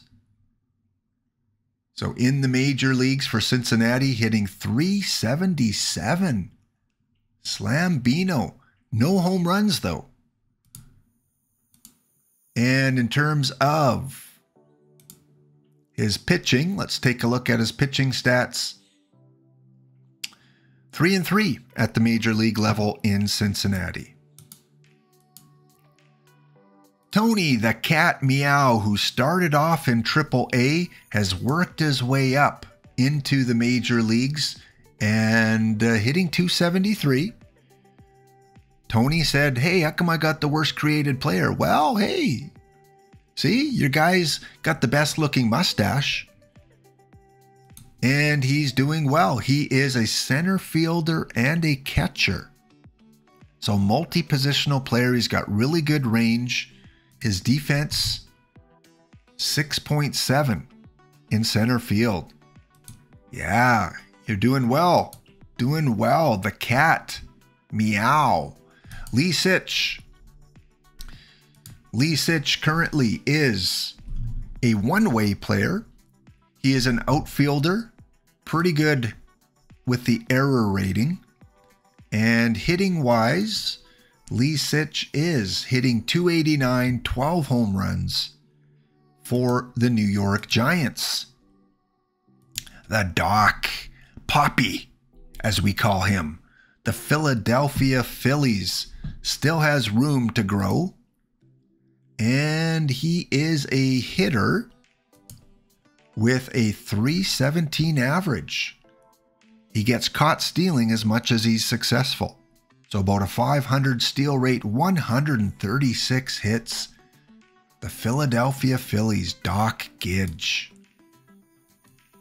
Next, Bob the Vacuum Dyson from Cocoa Beach, Florida. He is a hitter primarily, yes. And he is hitting .297. Very good. See what kind of streaks he's been on. 12-game hitting streak that he was on. Currently on a 7-game hitting streak. So we've got a really good player, 25-year-old Bob Dyson, playing for the Brooklyn Robins.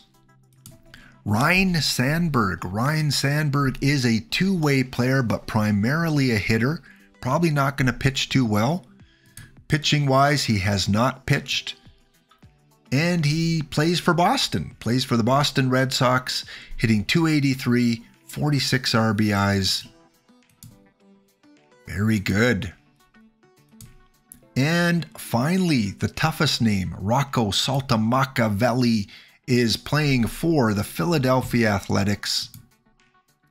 A one-way catcher. Really good catcher. Look at that ability, the arm, good speed. 22 years old, from New York, New York. And he's playing for Philadelphia. 291 average. So again, looks like he's going to be a good player for many years to come. Again, the rules are when I create your player, you get drafted and you will get a 10-year contract with the team. So all these created players will play for that team for 10 years. After that, if they go to free agency, it's up to the CPU to decide who they play for. If they are not signed within the first couple months of a new season, then the spin of the wheel of destiny, will dictate what team they go to for 5 years. And then they'll play until they retire. And once they retire, those managers, those people that created them, can create a new player. All right. Let's just see if any of them are on our leaderboard.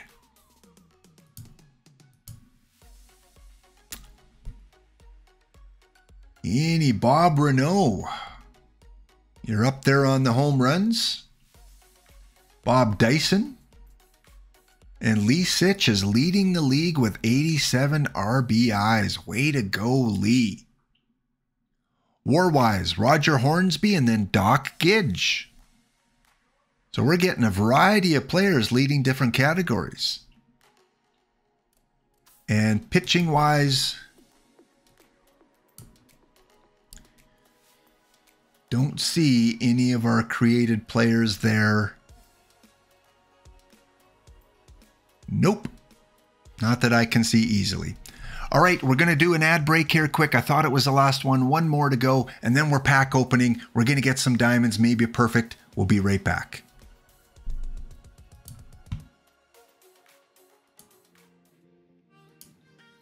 All right, we are back. Traditional cap right now for some pack opening. Have you brought the barks? Have you brought the hound vibes? Are you gonna let the dogs out and give the gladiators some good packs so that we can, you know, do a little better against Ottawa? Because hey, they have all perfect cards. We don't, not yet. So again, mission wise, I don't think that we have any complete. Getting really close on some of those. And a big shout out to those recent followers. If you are still here, Tweeny X2000, thank you for the follow. Ice T22, very cool. It's a cowboy hat. Tip of the hat. Thank you for the follow. Temperance TV. Hey, you have your own channel? Stinkins, a fellow coffee crisp lover. And Mac Jax, thank you for the follow as well. And again, I stream Monday, Tuesday, and Thursday around 11 a.m. Mountain Standard Time. But guys, it's time to bring the dogs out and see what kind of packs we can pull today. Gorgo's off to make some fresh coffee. I'm still on my first cup. And here we go. Yes, right off the bat, we have a diamond to start off our pack pulling. I haven't pulled a Tops Bunt yet. Is this the day? Is this the day? Halloween. I'm taking my glasses off for this one. What do we got? I can't see the screen, but I know it's not a Tops Bunt. All right, we have a Carlos Rondon. I thought he might go perfect at some time. Don't own him, so we're going to keep him. Who let the dogs out? Woof, woof, woof. Who let the dogs out? Check out Apple iTunes for a song near you. Ryan Helsley. Why can't it be the top Bunt one? Duplicate. I'm going to sell it for bare minimum. He is part of 4 missions. Live St. Louis, Live 20 St. Louis, moving up, All-Star NL pitchers. I've completed all of them, but if you want him, you get him for $4,000. I am not charging you tax on him. 2 packs, 2 diamonds, Dick Lundy. Again, I always pull these Negro League players. Let's put him at 33.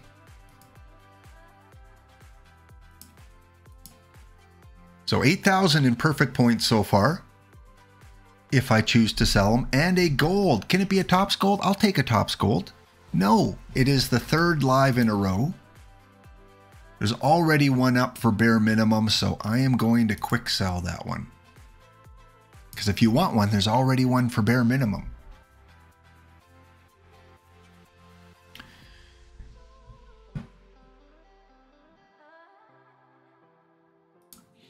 Bailey is looking for Negro League silver players. Okay, if I get a duplicate, be ready. Be ready on that trigger finger.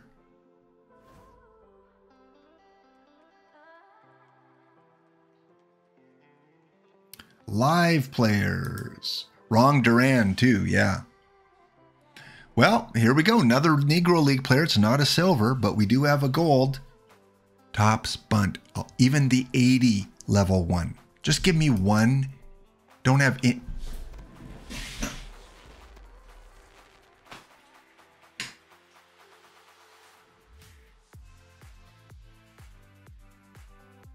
Who let the dogs out?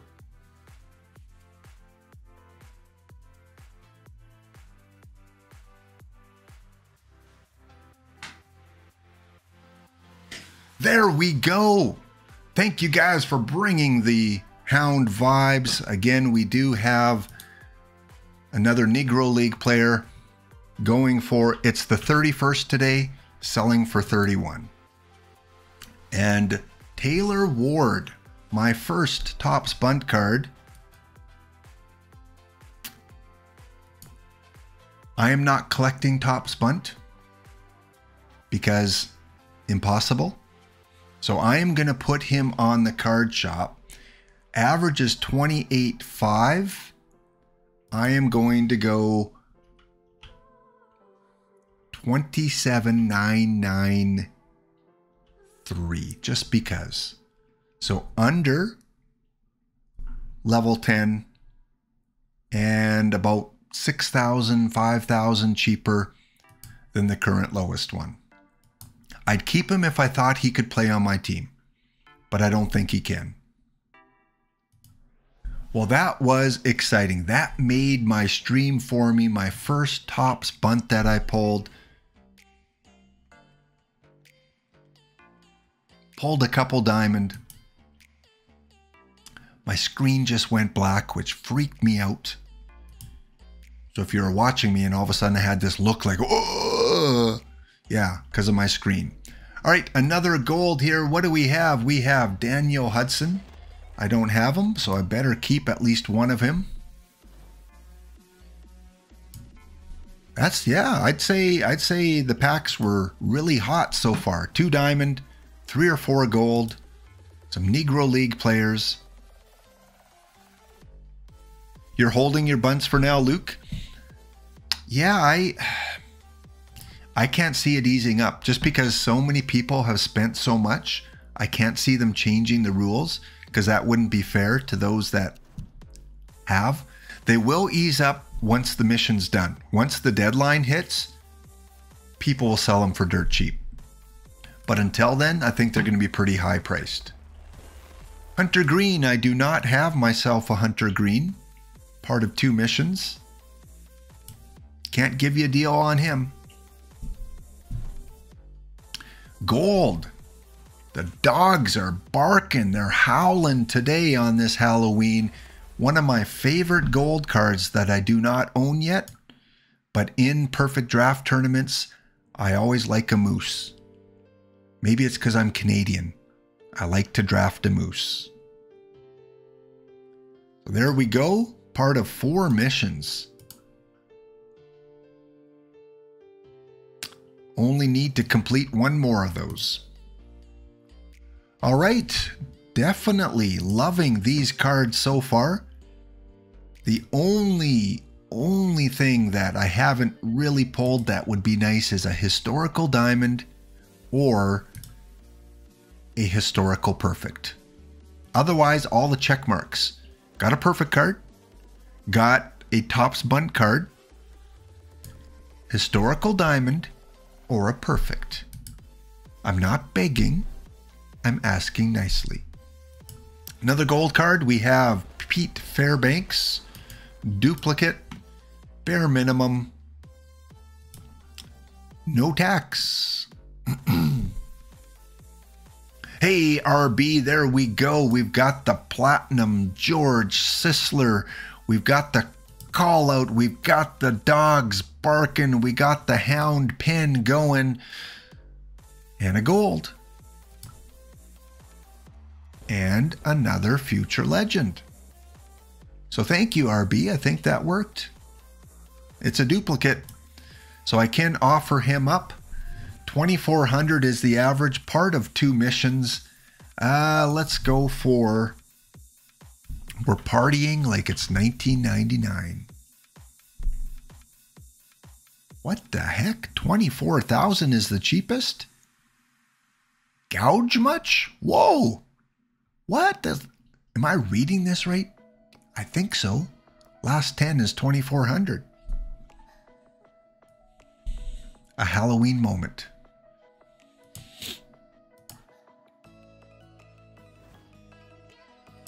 All right, keep on plugging away. Another gold. Gold number 10, I believe. And yeah, that is pretty good. A Lefty Gomez. Not a duplicate. One of the cool names. Not selling for a lot, but pretty good for a gold. Part of 2 missions. Can help me get my Cooperstown 3 catcher, who I have already, Cochran. But I'll keep him, because I don't have him yet. Here we go, and a boom, boom, boom. So the cowboy hat Halloween moment. Double gold. Surrounded by 4 lives. One of them has got to be a decent one. Let's start in the top right. Lucas, not a decent one. And look at that. We have all live. Duplicate, which means bare minimum if someone wants him for 1001. And same with Lucas. Bare minimum. At the very least, I'm getting some perfect points. I feel it. You guys feel the vibes. You feel the diamond coming. Do you feel that card? It's just a few packs away. It's what we always say. It's just a few packs away.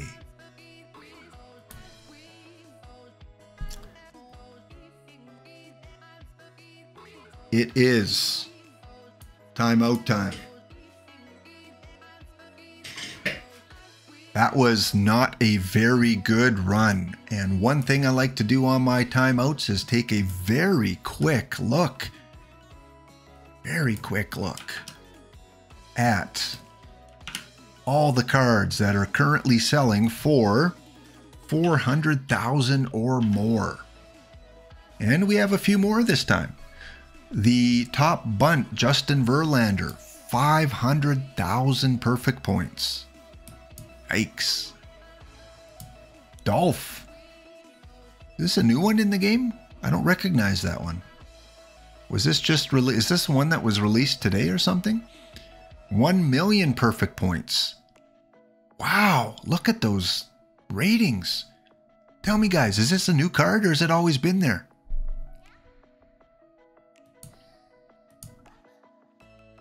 Oh no, it's sold. It looks like it's been here for a while. 25 of them out there. But look at that movement. I need this card. Wow, yeah, I haven't come across him before.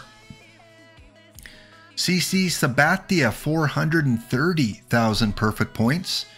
Real Splitty. Our usual Ernie Banks selling for 2.5 million.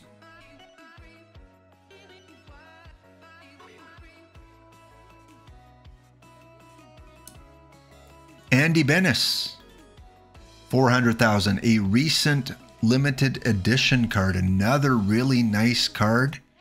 I'd like to have him. I think that's fairly reasonable. 400,000 to get a premier card like this. Might be a little high. Maybe 300,000 range. And yeah, this one. This is the card a lot of people are after. Dylan. Tops perfect. 2.2 million. Someone has bought one for 550,000. The control would worry me a little bit. I think I'd rather spend those perfect points somewhere else. Unless you're trying to complete the mission. Tournament Andrew Jones, 700,000.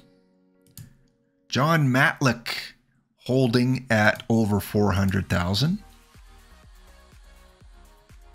Another card that I'm hoping to pull before the end of Platinum 3.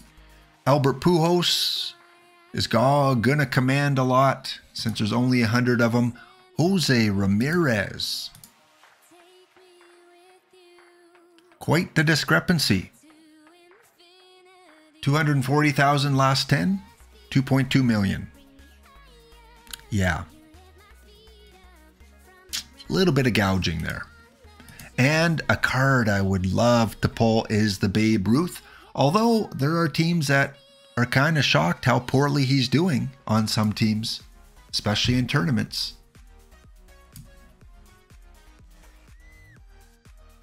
Oh, really?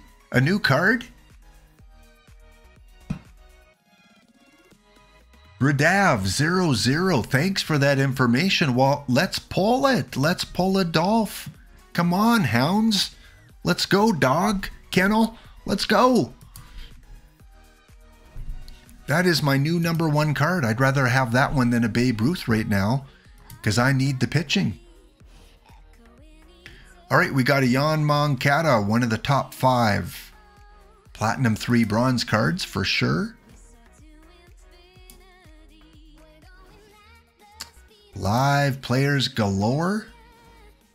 And a gold. What do we got? We've got Zach. Won't be back. Quick sell.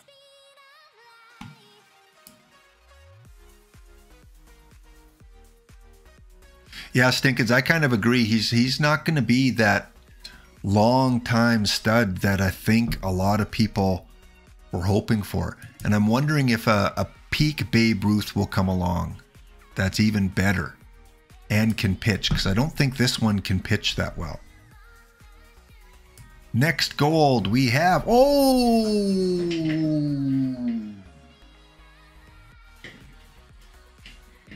Who let the dogs out?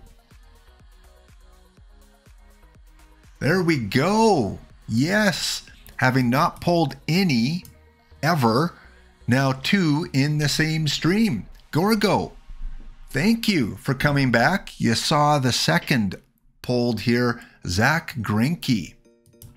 It's a low gold, so it's not going to sell for a lot. I am going to put him on the market for the Halloween special, 1931. 5,000 below. If you're looking for a Zach Greinke. Again, I am only going to keep it if I think it can help my team, and right now the 2 I've pulled are not. Yeah, he would be good for low gold tourneys. I don't play those. I probably won't get invested in those, but if this happened to be the 3rd Topps Bunt that could play on the Gladiators, I'd consider it. What do we got? We have a Live Sam. So I pulled 3 diamonds. The first 2 packs were diamonds, and this diamond, all live. Part of 4 missions.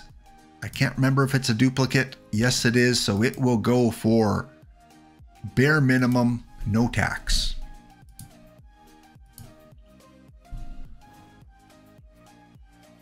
Pinky, May, Tom, Zachary. Another gold. This time it is a guy I've pulled the most of it. Any card is David Bednar.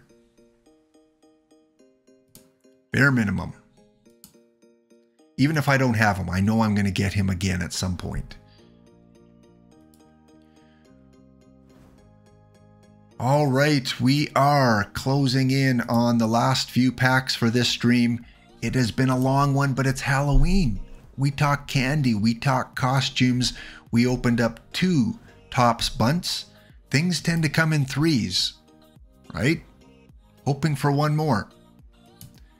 Sorry I didn't get that Negro League silver for you, but hey, can we get a non-live diamond? Remember, I wanted a historical.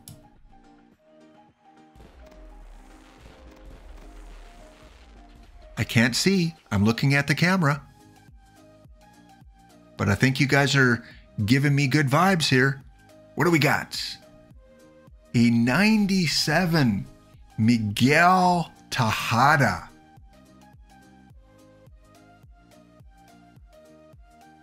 Don't think he'll play on my team. I was hoping for more David Wright kind of numbers. I'm betting he's selling for like 12,000. Nope. 36,000. Whoa. What is it about this card that is commanding a high price? Wow. Gorgo. Is it the defense? The contact? Yeah, that's a keeper. Yeah, I'm not selling that because, oh, you know what? Platinum missions are probably coming this week.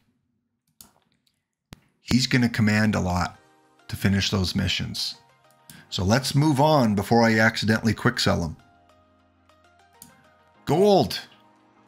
Jose Ramirez. Quick sell. Well, not a quick sell, but a non-tax sell. All right, 6 more packs, guys. That is all I am doing. I've been on kind of a roll here, so I'm going to want to keep going a little bit. I've only had to call 1 timeout today. And another gold. What do we got? Brandon Woodruff. No tax on the market. 3 more.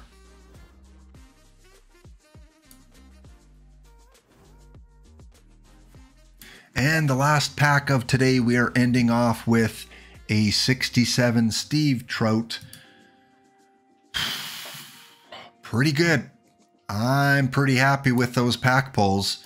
We have missions that we should have completed some. 1.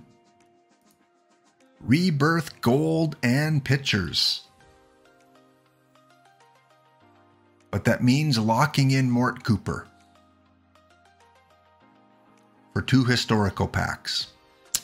I think I'm going to pass on that right now. Mort might be more valuable if I need to sell him. So we're not going to cash that mission in. Well, guys, it has been a fun introductory Monday session for me. Fun to kind of get to know you guys a little bit more in your Halloween history and all that kind of stuff. And again, be safe out there if you're heading out tonight. If you have kids and you're taking them trick-or-treating, go to areas that you know well. Take some of their candy when they get home. Don't go into the closet at 2 a.m. and eat 10 chocolate bars like you know who. And we'll see you guys. I'm right back tomorrow. It won't be as long of a stream tomorrow. That's why this one was a little longer. But I will be on probably for an hour and a half tomorrow. Gorgo is back on Wednesday. I'm back on Thursday. And then lots of other streamers. EVC is back on in about a half an hour. So if you want to see Theme Team talk and EVC talk about the weekend, catch him in a half an hour. Thanks, guys. Have a wonderful day. Be good to each other and to someone else today. And we'll see you in the next stream. Thanks to everyone for the new follows. We'll see you next episode.